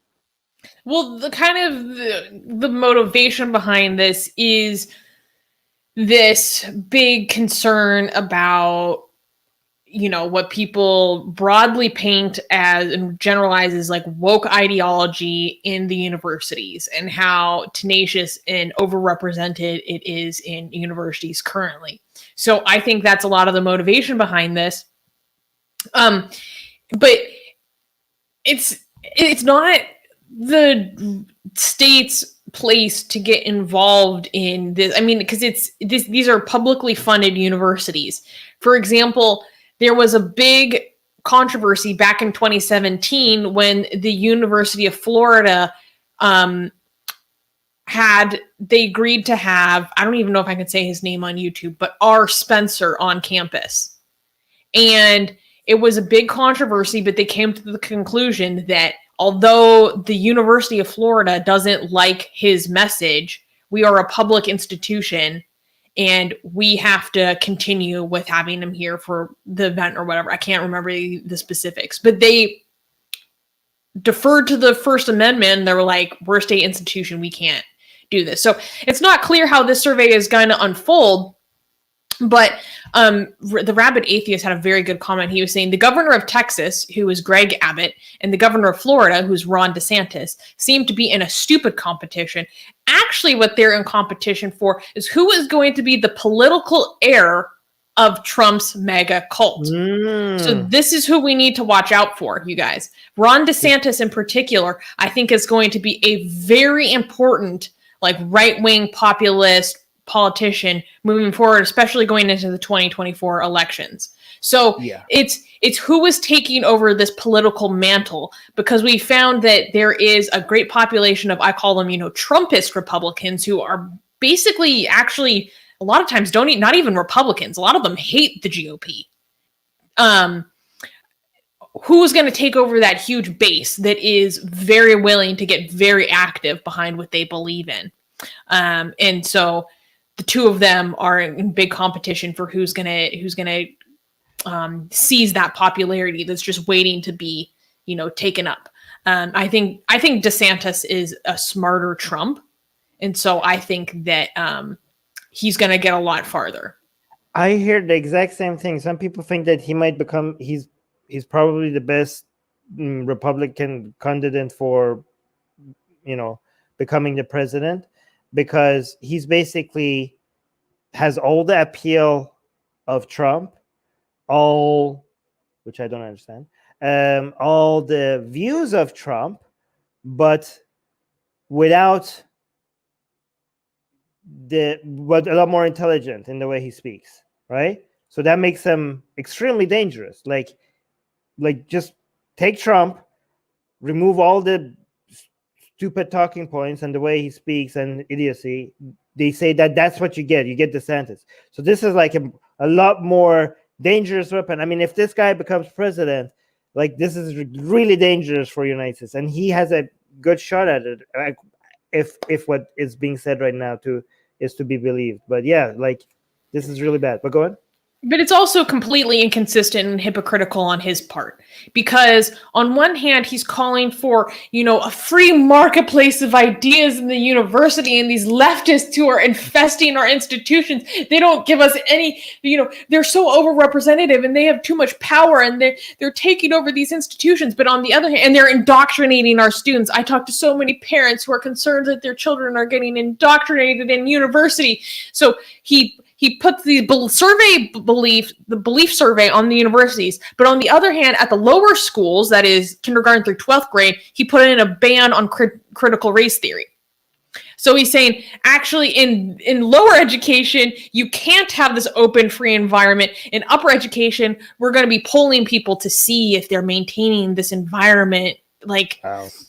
But we're not, we're going to collect all this data, but it's still not clear what we're going to do with it, even though he's threatened to defund universities that don't properly show the demographics that he wants to implement in his state.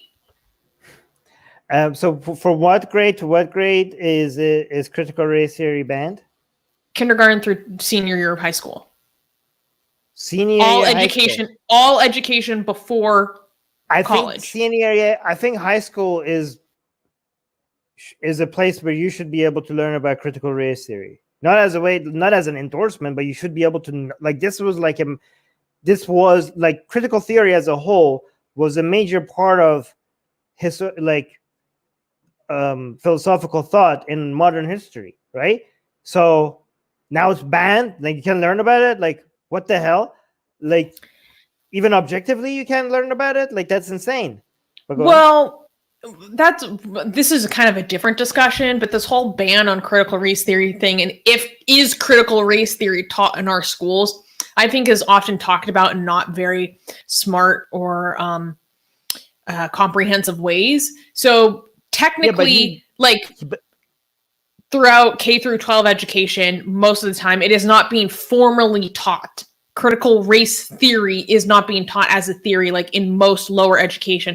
But what people are trying to talk about, or what they're getting at, is that there are many programs or trainings or things that are informed by tenets or ideas derived from critical race theory that are taught in those places. So right. I just wanted to say that it's a little bit more nuanced than what people are saying. But their bill is not nuanced. They're just all forms of even objectively you can't teach that, right? So that's that doesn't make any sense.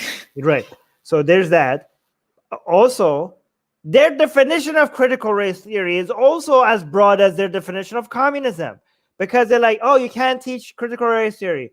What does that mean now? Because there are many things that are technically not critical race theory, but it could be like critical race theory might touch on that, but you could also talk about it while not teaching critical race theory. You could talk about any mention of differences in how different races of people have been treated, or any form of teaching people about discrimination, or people standing in society based on ethnicity and the history of that. Now, can all of that now be categorized as like, oh, this sounds like critical race theory to me?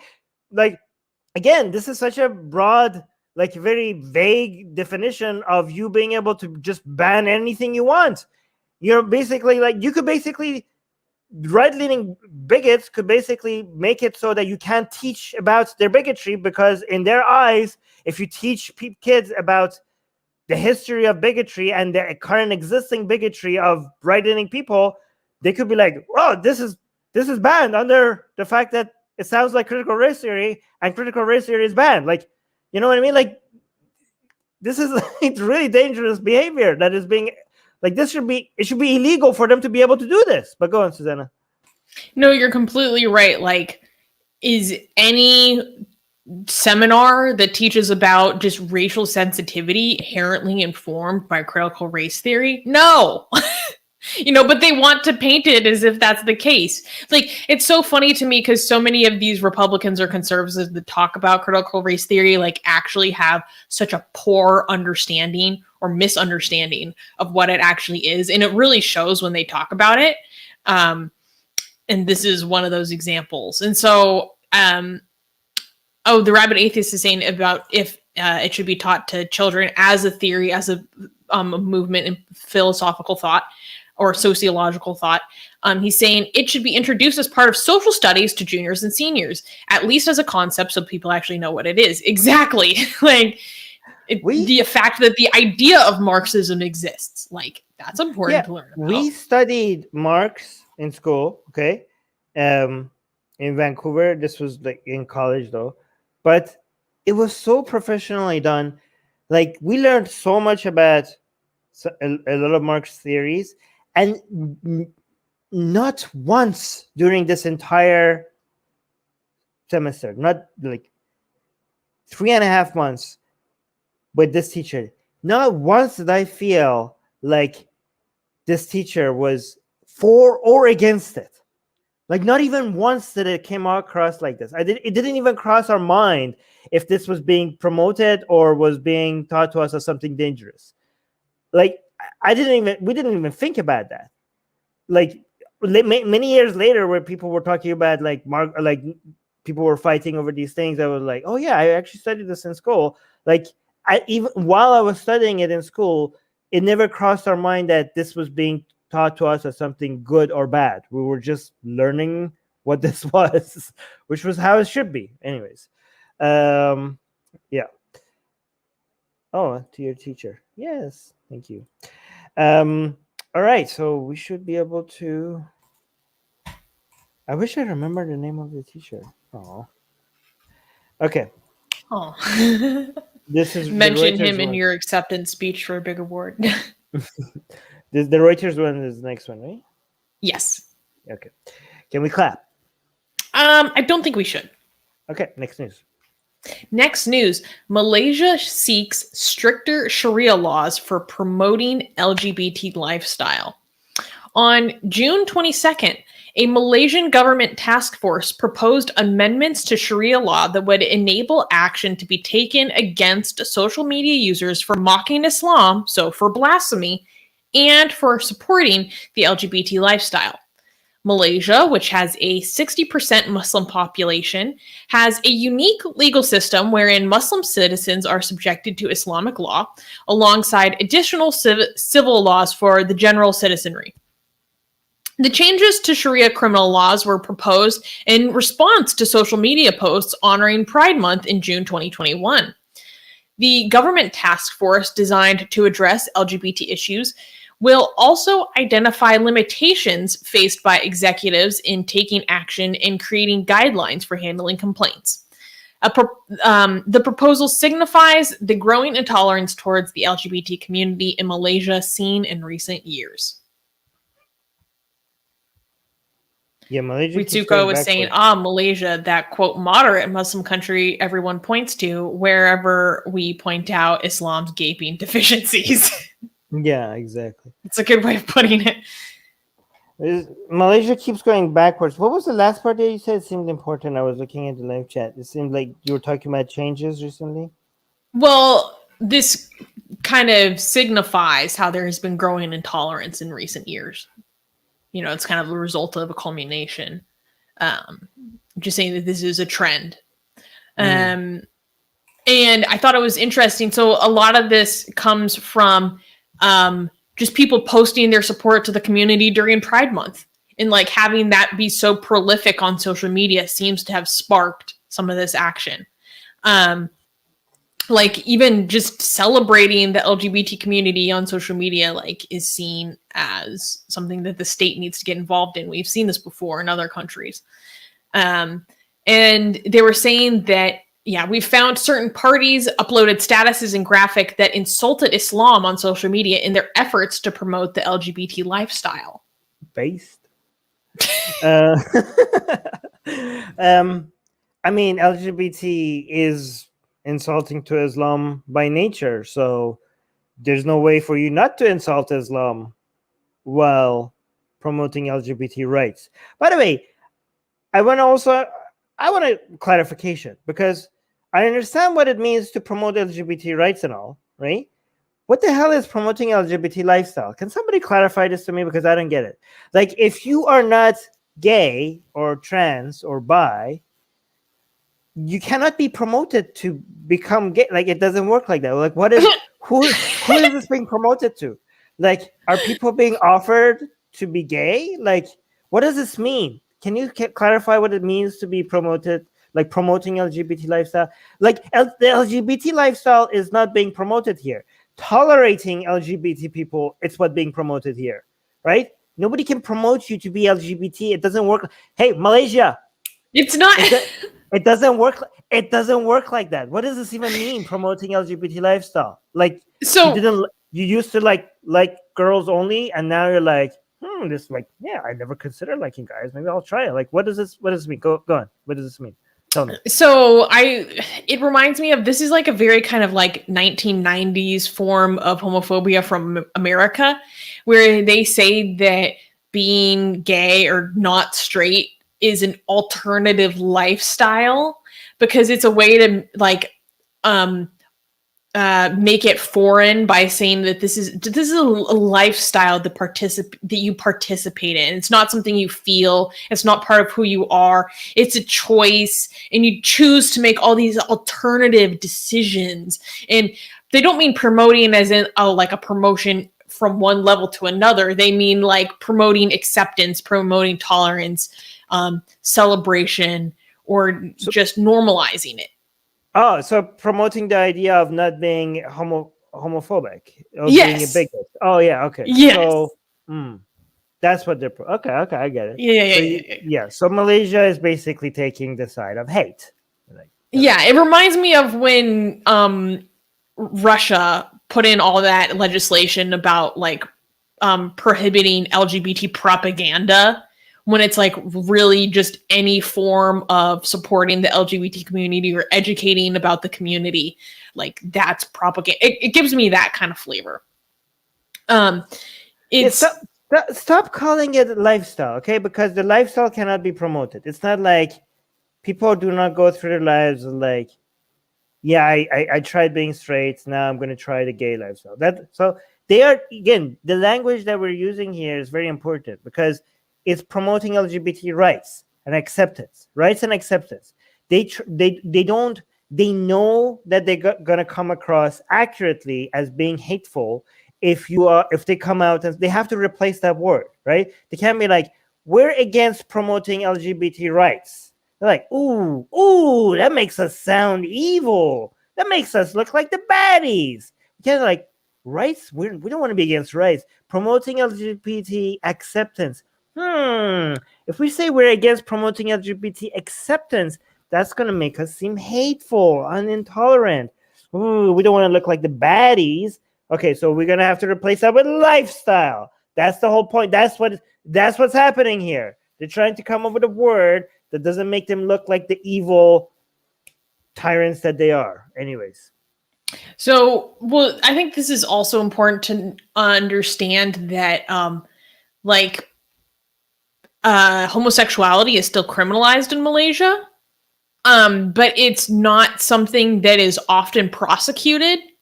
So my understanding of part of this, this call for these stricter laws also involves removing certain obstacles that officials may be facing and actually prosecuting people for homosexuality. So it's actually trying to increase the ability of the state to penalize people for consensual same-sex activities, which could include up to 20 years imprisonment with caning, fines, or deportation. Okay. I just want to make something clear. If being gay was a choice, I would be in favor of promoting it. Like people, like, I don't like the idea of defending gay rights by saying that, oh, it's not a choice. It's actually a very poor argument. Yeah, I mean, so what if it was? Like, I know it's not, but it wouldn't make it bad. Like, oh, it's not their fault. They didn't choose to be gay. It's not their fault, as if it's something bad that they're being cursed with, right? Like, wouldn't it be awesome if it was a choice? Like, I'm gonna go 2 years trying being straight, maybe 2 years trying being gay, and then switch to bi. Like, I don't know. I'll see what that feels like. I don't know, but I mean, don't go and tell people that being gay is okay because it's not their choice. If it was a choice, it would still be okay. It would still be okay because you're not harming anyone. Yeah, no, I think that's a very important thing to point out because, I mean, I actually, part of my degree was in gender and sexuality studies, and my understanding is that there is very shaky evidence, if any evidence at all, that there is a biological determinant for homosexuality or whatever. Like, that's not conclusive based on all the studies that I learned about. Is that I don't think that sexuality is an immutable characteristic. Right. So that provides lots of contentions for civil law, but that doesn't mean that we shouldn't fight for rights, which is just non-negotiable in my opinion. But on the flip side, our next news is very happy because I always provide happy news for the last news. Well, this is the second to last news. Well, it's the last news item, and then it's our news. I know, but be careful because then people think like, I'm right. Yeah. All right. Next news. Polish atheists launch new campaign to stop homophobia. So I thought this was really cool because I really like to highlight when atheists are getting involved politically and doing really good work. So here's a really cool example. An associate of Humanists International, it's a Polish word that I literally couldn't say if I tried. I'm too intimidated. Okay, so basically, a Polish humanist association has recently started a billboard campaign to speak out against religiously motivated hate towards the LGBT community in Poland. The campaign, which began during Equality Month, took place in 22 Polish cities and is also supported by the Norwegian Humanist Association and by Humanists International. 70% of LGBT youth in Poland contemplate suicide. 40% contemplate leaving Poland altogether. In Poland, representatives of religious and political groups are known to spread extreme homophobia. For example, the Archbishop of Krakow, Marek Jedrzejewski, stated that the LGBT community is a rainbow plague. And yes, obviously that is not our beliefs, but that is just Poland one example. Really needs this. Isn't Poland the country where the woman got the fine for having the Mother Mary? The LGBT Mary. LGBT Mary. Like, this is a European country, part of the goddamn EU, and somebody got a fine for having an LGBT version of Mother Mary with just like a rainbow halo around her head. Like, that's insane. Right? Well, they were threatened with. They were facing prison. They were. Wow. Okay. 3 people. Wow, guys, this is Europe. This is Europe, and part of the EU. Like, what the hell, right? So Poland is this. Poland is like really far behind other European countries, right? I mean, so is Hungary, but and some other countries. Well, I was actually just about to say that Poland and Hungary are often seem to be competing for the most like religiously repressive states in Europe. They're both very homophobic. Poland is famous for having certain areas or districts declared as LGBT-free zones. And it can be actually quite like very dangerous to be LGBT in Poland. So go ahead.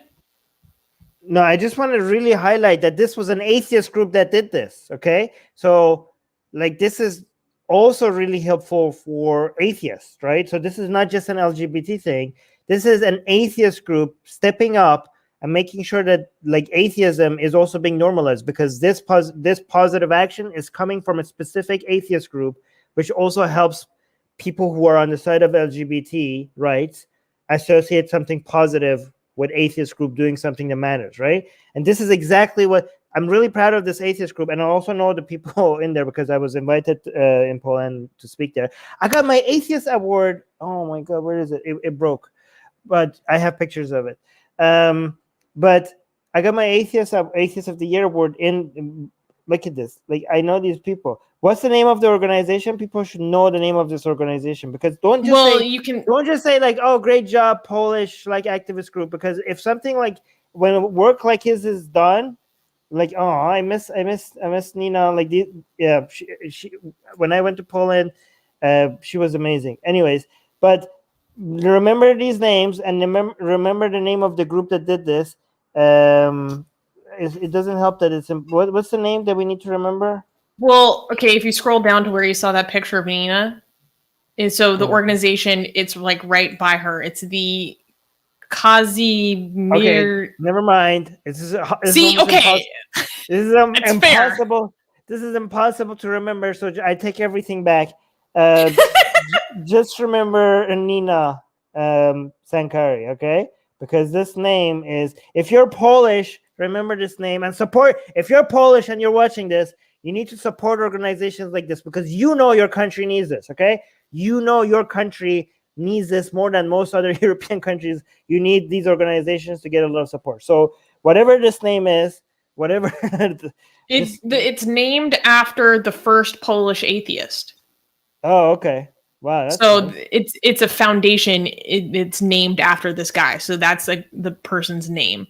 Mm-hmm. But I really don't know how to say that. You know how? But I want to. How every time Freedom from Religion Foundation is on the news, we tell Americans you should be grateful for the Freedom from Religion Foundation, and you need to support it because they're really fighting for your rights and blah, blah, blah, and all of that.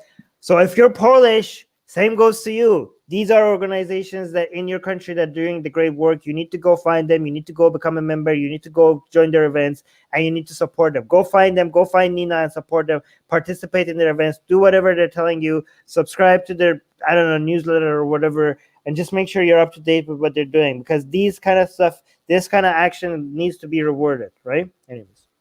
Yeah, so I thought there was a statement from the Trond Enger, the Secretary General of the Norwegian Humanist Association, which contributed to the campaign.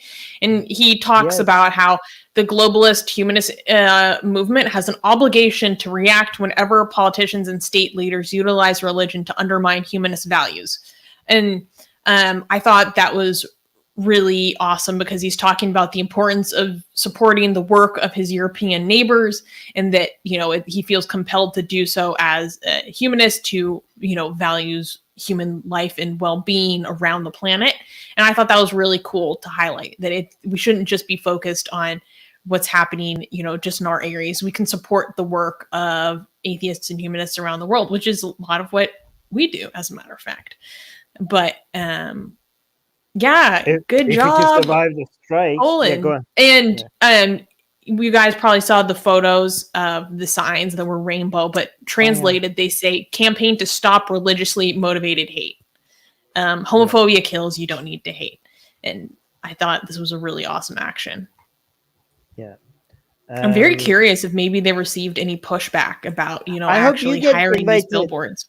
I hope you get invited to one of their events, Susanna, to go speak. You need to be a speaker at one of their events. You would be great. Yeah.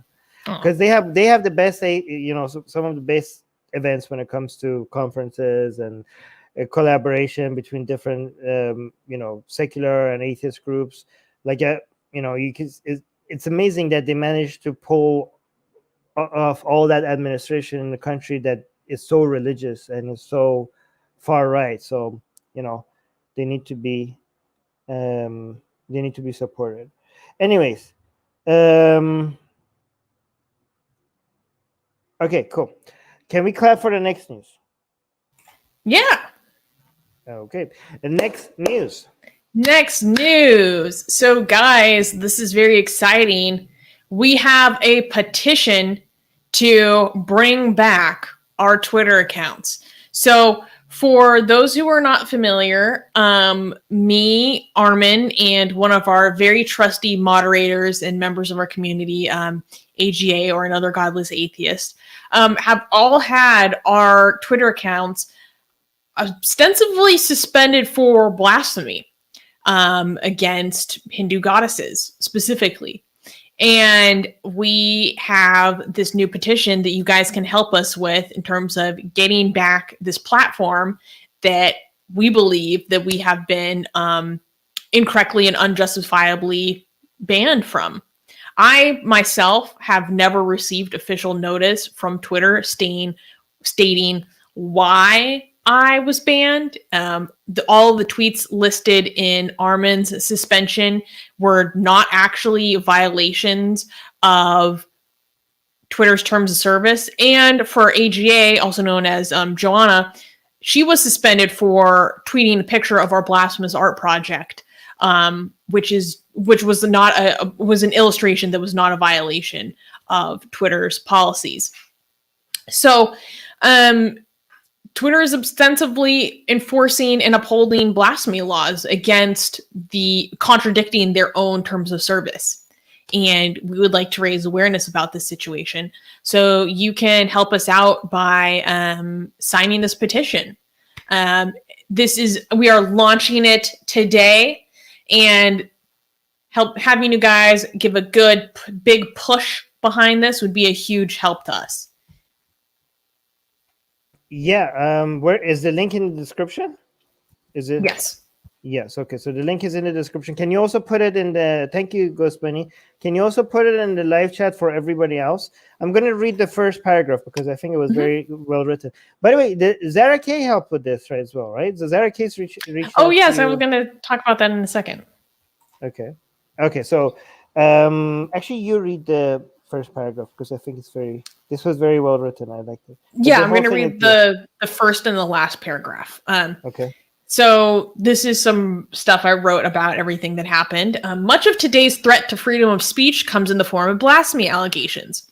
What is even more troubling is that social media giants like Twitter are complicit in enforcing blasphemy laws in contradiction to their own community standards, leading to the censorship and suppression of activists and groups fighting against hate using reporting tools intended to do the exact opposite. Okay, and then. So before you read the last paragraph, I just want to make it clear for you guys. Like this was, like nobody disagrees. Nobody that has looked at this disagrees that this was not even against Twitter's own rules. Like this was a clear misuse of the people reporting. Like this was basically Twitter enforcing blasphemous laws and completely removing accounts that did not violate very clearly. Like you could go look at the details. I think like the details are explained here, but Twitter is enforcing blasphemy laws that are not a violation of its own rules, very, very clearly. And religious people are taking full advantage of this. And the appeal process is a complete joke, right? Even the people who are in favor of censorship, when they look at the tweets that got us the complete suspensions, when they look at it, they're like, yeah, this was obviously not hateful. This is just blasphemous against like a religion of like Hinduism. It was specifically also Hinduism, right? Which is amazing. This is not even So, and no hate towards any group of people. It was a depiction of Hindu goddesses, right? And not even in a hateful way towards the goddesses, right? And yeah, I will get to you, Susanna. Okay. So I just want to also point out that getting attention to this is beyond like, let's say like we don't get any of our Twitter accounts back. That's beyond, like, what we're trying to do is beyond getting our Twitter account back. The fact that social media accounts are being used by large amount of like Muslims or Hindus who are reporting accounts that they don't like just because they're blasphemous against their religion, and social media platforms like Twitter, Facebook, and YouTube are completely like bending a knee to it because there's no cost associated. Like, this was a very involved decision, like based on what we know from people on Twitter, because of the cost associated with going against the community of Hindus who are offended by it. The cost associated with that is less than the fact that we are upset about them enforcing blasphemy laws on us, right? This was based on a cost. This is not an enforcement of Twitter's community standards.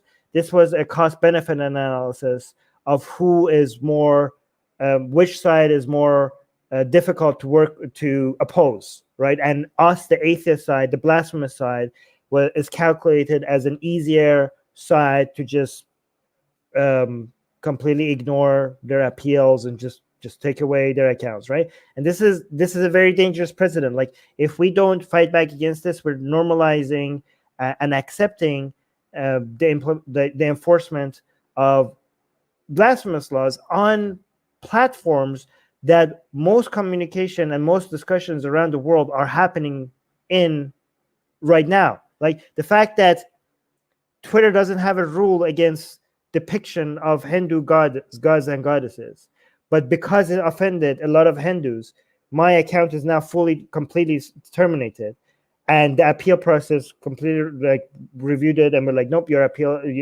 is rejected, and your account is fully banned. This is nowhere in Twitter's community guideline. Does it make it makes it this action ban-worthy? But yet, a lot of offended Hindus are able to force Twitter to take an action against its own community standards, right? This is a very dangerous precedent. And if Twitter is making these decisions based on the costs associated with what they do rather than looking at their own community standards, then our job is to not increase the cost from our side, right?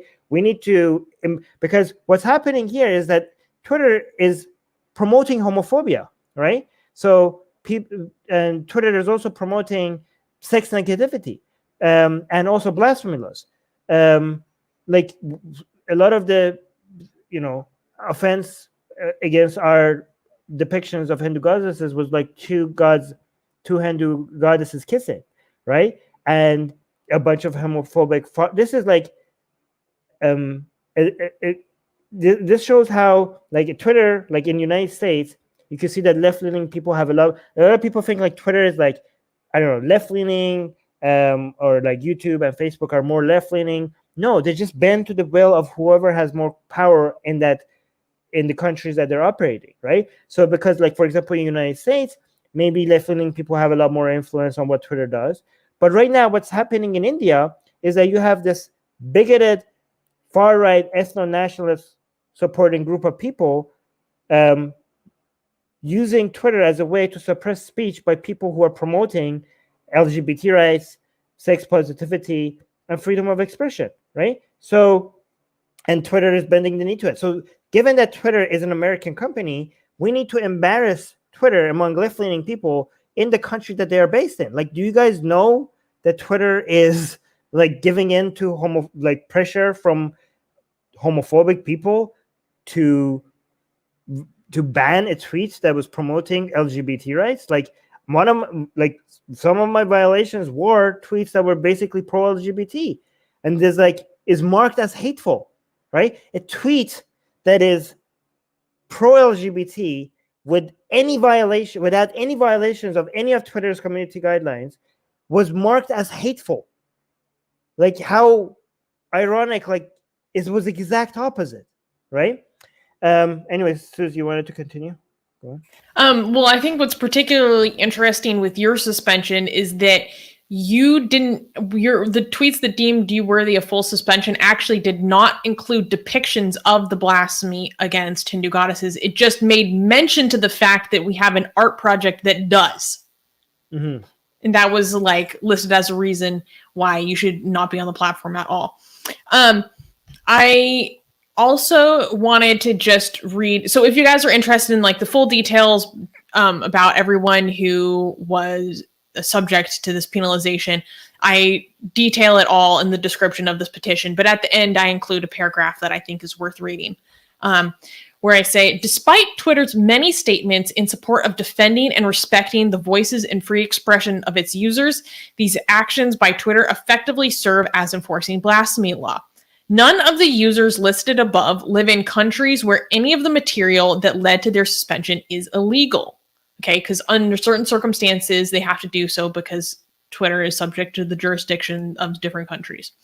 This is not one of those situations. Much of the content that was deemed worthy of full suspension was in relation to Atheist Republic's blasphemous art project, content that is only offensive if one is either homophobic or sex negative. By denying the suspension appeals of all accounts, Twitter is verifying that this was in fact a correct suspension, therefore validating the attitudes of the homophobic far-right religious fundamentalists who targeted our organization. This is a blatant hypocrisy from the platform. Twitter is eager to crack down on far-right nationalism when it comes from a Western context, but they yield to zealotry from an Eastern context, belying a bigotry of low expectations. By silencing the secular voices from the Muslim and Hindu world and their supporters, Twitter is inordinately penalizing atheists from minority backgrounds. The global atheist community of Atheist Republic objects to this favoritism and bigotry. And that's when I say we, the supporters of Atheist Republic, are seeking a full reinstatement of all accounts. So that kind of goes into many different aspects of why this is a ridiculous action on the part of Twitter. I really want to emphasize that even if we don't get our Twitter account back, it's still worth signing this petition just to bring attention to the fact that Twitter is now a company that is giving into an ethno state supporting bigoted, homophobic, far right religious group of people, and they're cowering to their demands. Like, they are doing their bidding.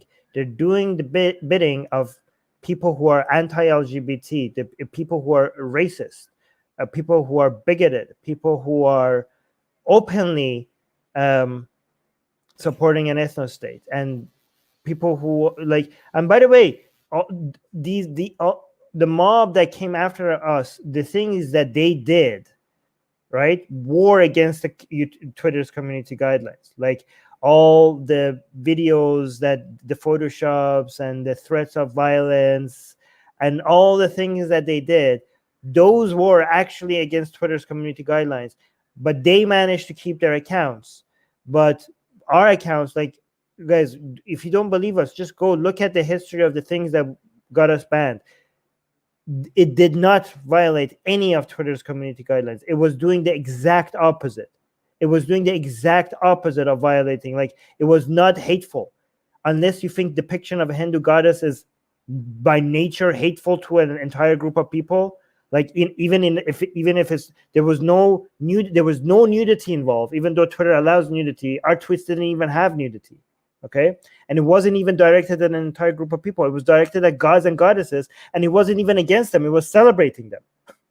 Right? Like, and it also promoting LGBT and sex positivity. Like, there was in so many different ways, this was not hateful, and in fact it was fighting hate. These were tweets that were fighting hate, and they were marked as hateful just because certain people were offended by it. Like, this is and we're accepting this. This is the precedent that is being set. Even if this does not bring back our Twitter, just more people need to be aware. Like, a lot of people in the United States, for example, might think like, oh, Twitter just have like a left-leaning bias. No, it has like an anti-controversy bias. Like, they need to know that Twitter is also supporting far-right, extremely far-right groups. I'm not talking about, like, I'm not using the word far-right here lightly. These are not, I don't just call every right-leaning people far-right, okay? Right? These are ethno-nationalists. These are, I'm not, like, just because I consider myself maybe to the left, everybody to the right of me, I don't call them far right, but if anybody could be called far right, these people are openly far right. I'm proud of it and brag about it. Right? We're not talking conservative here. We're talking about ethno-nationalist. But yeah, go on. Yeah, like the people who oppose like interfaith marriage on levels that are unprecedented. Like I haven't seen like interfaith hatred at the levels that I saw from Hindufa type people. Like literally insane levels of bigotry. I've said this before, like, things are really, really, really bad when I'm being attacked, when I have been victimized by anti-Muslim bigotry, like hateful people who can only conceptualize a Muslim identity as why I'm doing this, and that's what they hate me for. Like, it's insane. Oh, wait, I need to yeah, go ahead. Go ahead. No, I want to highlight this. I was saying, Armin 1 year ago, Western values are superior. Armin now, cancel culture like my Twitter account. I don't understand what this means. Western values are still very superior. Yeah, I mean, but if Western values, no, actually, let me correct that. I say Enlightenment values are superior because Western values includes, I don't know, communism, and includes also Yahtzees. I'm not going to say the actual word because Yahtzeeism. I'm not going to actually say the right word, the real word, because YouTube might ban us. But no, I always said Enlightenment values are superior. I don't understand what this got to do with the other one. And I also said cancel culture sucked my Twitter account. This is not cancel culture, you idiot. This is like cancel culture is what people call. Actually, if you want to call this cancel culture, I actually like it, because cancel culture is what people use when they talk about what left-leaning people do. Okay, so actually, you're right, Avi. Yes, cancel culture did take our Twitter account, and this is exactly our point, because right-leaning people are responsible for most of cancel culture on the planet. So if you want to see cancel culture, yes, left-leaning people, some Wokistani people are also responsible for ridiculous cancel culture, but most cancel culture comes from right-leaning people. And historically, even in the United States, most cancel culture comes from, and even today, right? I mean, look at the reaction to, what was that singer that gave a lap dance to the devil? I mean, Little Nas X. Yes, exactly. Look at what they do. So it's funny, Avi, that you think that these are a contradiction. No, these are completely, Western Enlightenment values are still superior, and cancel culture did take our account, and that's what we're trying to do. We're trying to show to the world that cancel culture is not just a U.S. left-leaning thing.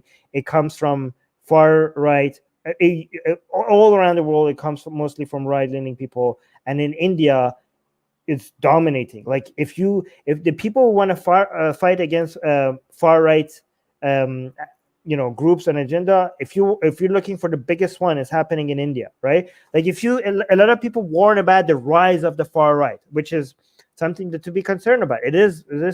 But if you want to find the biggest movement, which is basically, it's not just a movement. They own a political party, not just a political party, the world's biggest political party, right? And a far right movement that owns the government, big part of the government, that is influencing more than 1 billion people, that is ruling over more than 1 billion people. There is no other far right movement that you need to be more worried about than this. And you want cancel culture? They have cancel culture, okay? But yeah, go on, Susanna. Well, it's actually funny because that guy's dumb comment that you highlighted is actually one of the Hindufa that used to harass me on Twitter. Oh, wow. So, yeah, I mean, he's still around. But AGA has a very good point, saying the same people who are offended by Sexy Kali were the same people who are praising Armin for ripping a page from the Quran and spitting on it. Hypocrisy. Yes. So that is a very good point, AGA. Is that it is completely, complete hypocrisy on their part, because that's how Armin first gained all this attention from them, was for, engaging in blasphemy against Islam. Right. But when he goes out of the way to demonstrate that, I don't support your ideology either, I engage in, I'm an equal opportunity offender, suddenly all hell breaks loose. Right. But I also just wanted to give a huge shout out to AGA, Joanna, Another Godless Atheists, and Zara K for helping me with this petition. This has been something that I've been needing to work on and push out for a long time, and they were a huge help in getting this out there. So thank you to Zara K and Joanna for helping me with this petition. It means a lot. Yeah, thank you, Zara. Go check out Faithless Hijabi. Zara K's project is very valuable. And Another Godless Atheist on Facebook. I did want to keep talking about this comment, but one thing, so the comment was, these are the same people offended by sexicality were praising Armin for ripping out the page off from theme.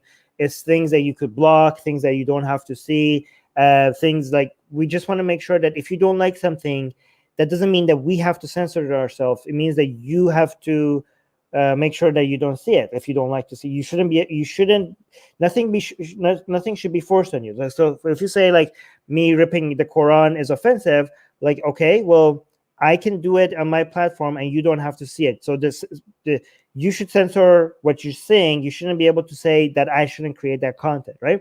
However, I think a lot of people didn't understand the meaning, the reason why I was trying to desecrate the Quran, but the message behind it. And a lot of the support that we got for that came from the people who are actively anti-Muslim, right? Like, we were trying to blaspheme against Islam, but these people were cheering it, and Hindutva was a group of people that largely was filled with bigoted people against Muslims as individuals themselves, right? And we wanted to make clear, like, hey guys, let's just be clear what we stand for here. Like, you want to celebrate us blaspheming against Islam? Well, here's some blasphemous against Hinduism. And that basically was when all hell went loose, and we were reported to the police, and there was a campaign to ban our accounts and all of that. By the way, thank you so much to Hindutva, because our Patreon rose from less than 100 to 400 because of what they did. So we're not complaining for, like Hindutva is like our number one sponsor, because they managed to, all the attention they brought us made Atheist Republic for the first time financially viable, right? So even though the effect of all of this to Atheist Republic was net positive, like if somebody told me like, Armin, are you okay with losing your Twitter account and go from 100 patrons to 400 patrons, would that be a worthy sacrifice? I would be like, yeah, for sure, right? However, we're trying to do this because this goes beyond just us. Like, this is being normalized for Twitter to do this. So we need to fight back against that, right? I do want to highlight, Rizko had some good comments I wanted to highlight. Ritsuko is saying, yes, hypocrisy on steroids. They're perfectly fine with desecration of the Quran and the Bible, but say a word against Hinduism and you're going to face a barrage of abuses and threats. Yes, I mean, it was really severe, you guys. For people who maybe weren't following us at the time, I mean, there were people in India who have had police reports filed against them for even sharing images of our illustrations. People within India are being targeted, like, sent death threats. There were journalists or other media figures who had to go cull through all their stuff to unlike any time they had liked anything from us, because their family members were receiving threats for merely that. Like, that's how far the vitriol went. Like, they were just going after every expanding circle of person involved that they could, just further and further out. But it was so harsh. And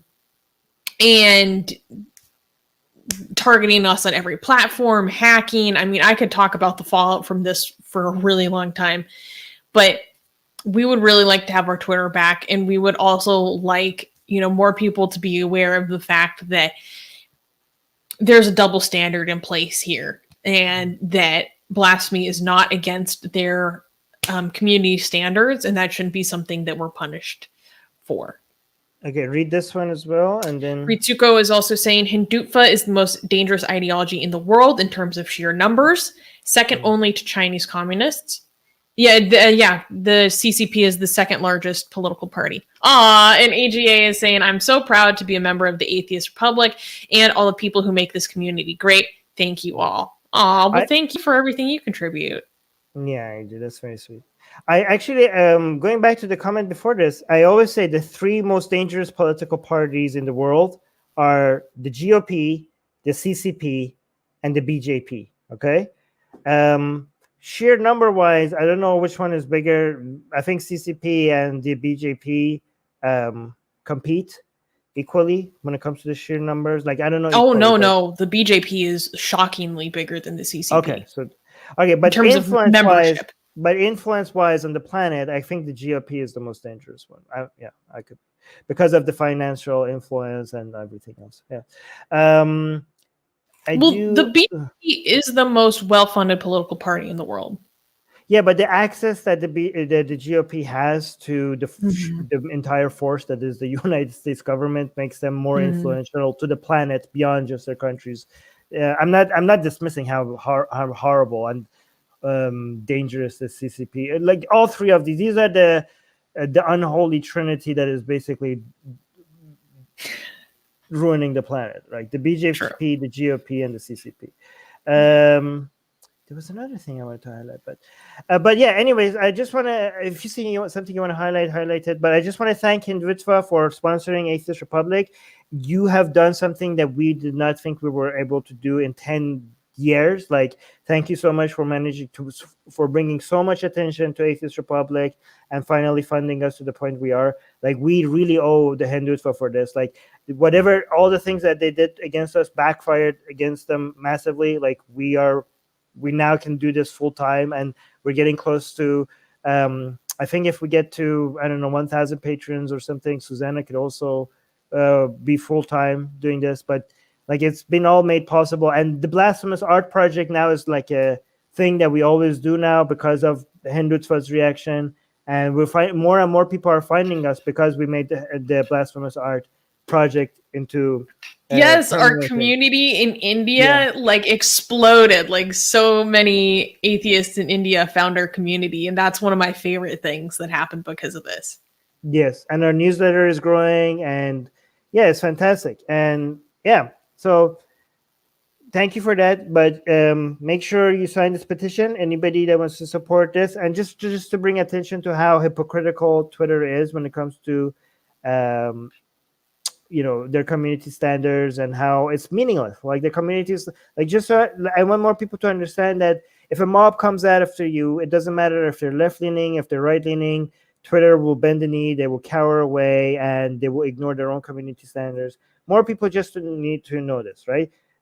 Even though it was worth it, even after losing the Twitter account, it was all worth it. It's still, we can't just like not let people know this, not fight back. Like, our job is to make the costs associated with the mistreating the atheist sides a little bit bigger. Like, when the people offend Muslims, not even when they're mistreated, the cost associated with that when it comes to social media is huge. When people offend Hindus, not even like if they're mistreated, the cost associated with that on social media is huge. We just want to make sure that they don't, as Atheist Republic, which is like a worldwide atheist group, we want to make sure that we at least a little bit balance this out. Like, you can't just, because atheists don't have any support, they don't have any strong organizations, it's easy to just walk over us, right? We need to just tip it a little bit to their side for Twitter to know, like, yeah, well, there's a campaign. There are some people that are doing something about it. We can't just like lay over and just take it, right? So again, link in the description. Please sign the petition. And I'm very grateful to everybody who already did. Even if it's just for raising awareness, it's still, I think, worth it. Right? Yep, I just put it in the live chat. You could also just go to change.org and search for reinstate atheist Twitter account suspended for blasphemy. It would be a huge help. But speaking of the importance of platforms, the fact that we were pulled from Twitter very unceremoniously, unjustifiably. We've been dealing with problems at YouTube, unjustifiably, again, against their own community standards or their definitions of their own policies. That is a really important reason why you guys need to subscribe to our newsletter. So you always know where to find us, because no one can take our newsletter from us. And if that isn't a good enough reason, then there's always our sexy art. If you want to understand why there is such a controversy, you should subscribe to our newsletter, because then we send you a free booklet of the sexiest blasphemous art. The is available anywhere. No one does it better, and you get it for free. So, good motivation right there. Yeah, and guys, please also share the campaign as well, so more people see it and become aware of it. Oh, that's a good reminder. If you guys are part of the Atheist Republic community, and you know we have communities across many platforms all over the place, make sure that your AR friends sign this petition, okay? Because I know not everyone watches this live, not everyone is very active on YouTube, but they're active on Discord, Twitter, or Facebook, maybe in the consulate groups. Please make sure that your AR friends sign. I'd really appreciate it. Yeah. Okay, guys. Thank you for being here with us. We have more streams coming up now that we're here on Atheist Republic. I will continue to do some streams on my personal channel, exclusively on my personal channel, just so that we have alternative places to be. We're not cancelable, okay? People are like, oh, you've been canceled. We're not cancelable. We're like everywhere. Like, we're all over the place. We're here. No, yes. So I'm gonna grow my personal channel, and we have like the Secular Jihadist. I'm gonna also grow the Ideas on Bugs channel, just so that even if we get removed from here and there, the core community, you know, the people that follow us wherever we go, you will always have access to us. But just make sure you're subscribed to the newsletter, so just in case if we get banned for everywhere, we could tell you where we are right now. So because of our newsletter, we are uncancelable. So one thing also that we learned after all of this is to make sure that we grow our newsletter, which has grown significantly, and nobody can cancel us there. So it's our list. So make sure you are on the newsletter. Okay. Thank you, guys. All right. Yeah. Anything else? No. Yeah. Just sign the petition. Link in the description. All right. Bye.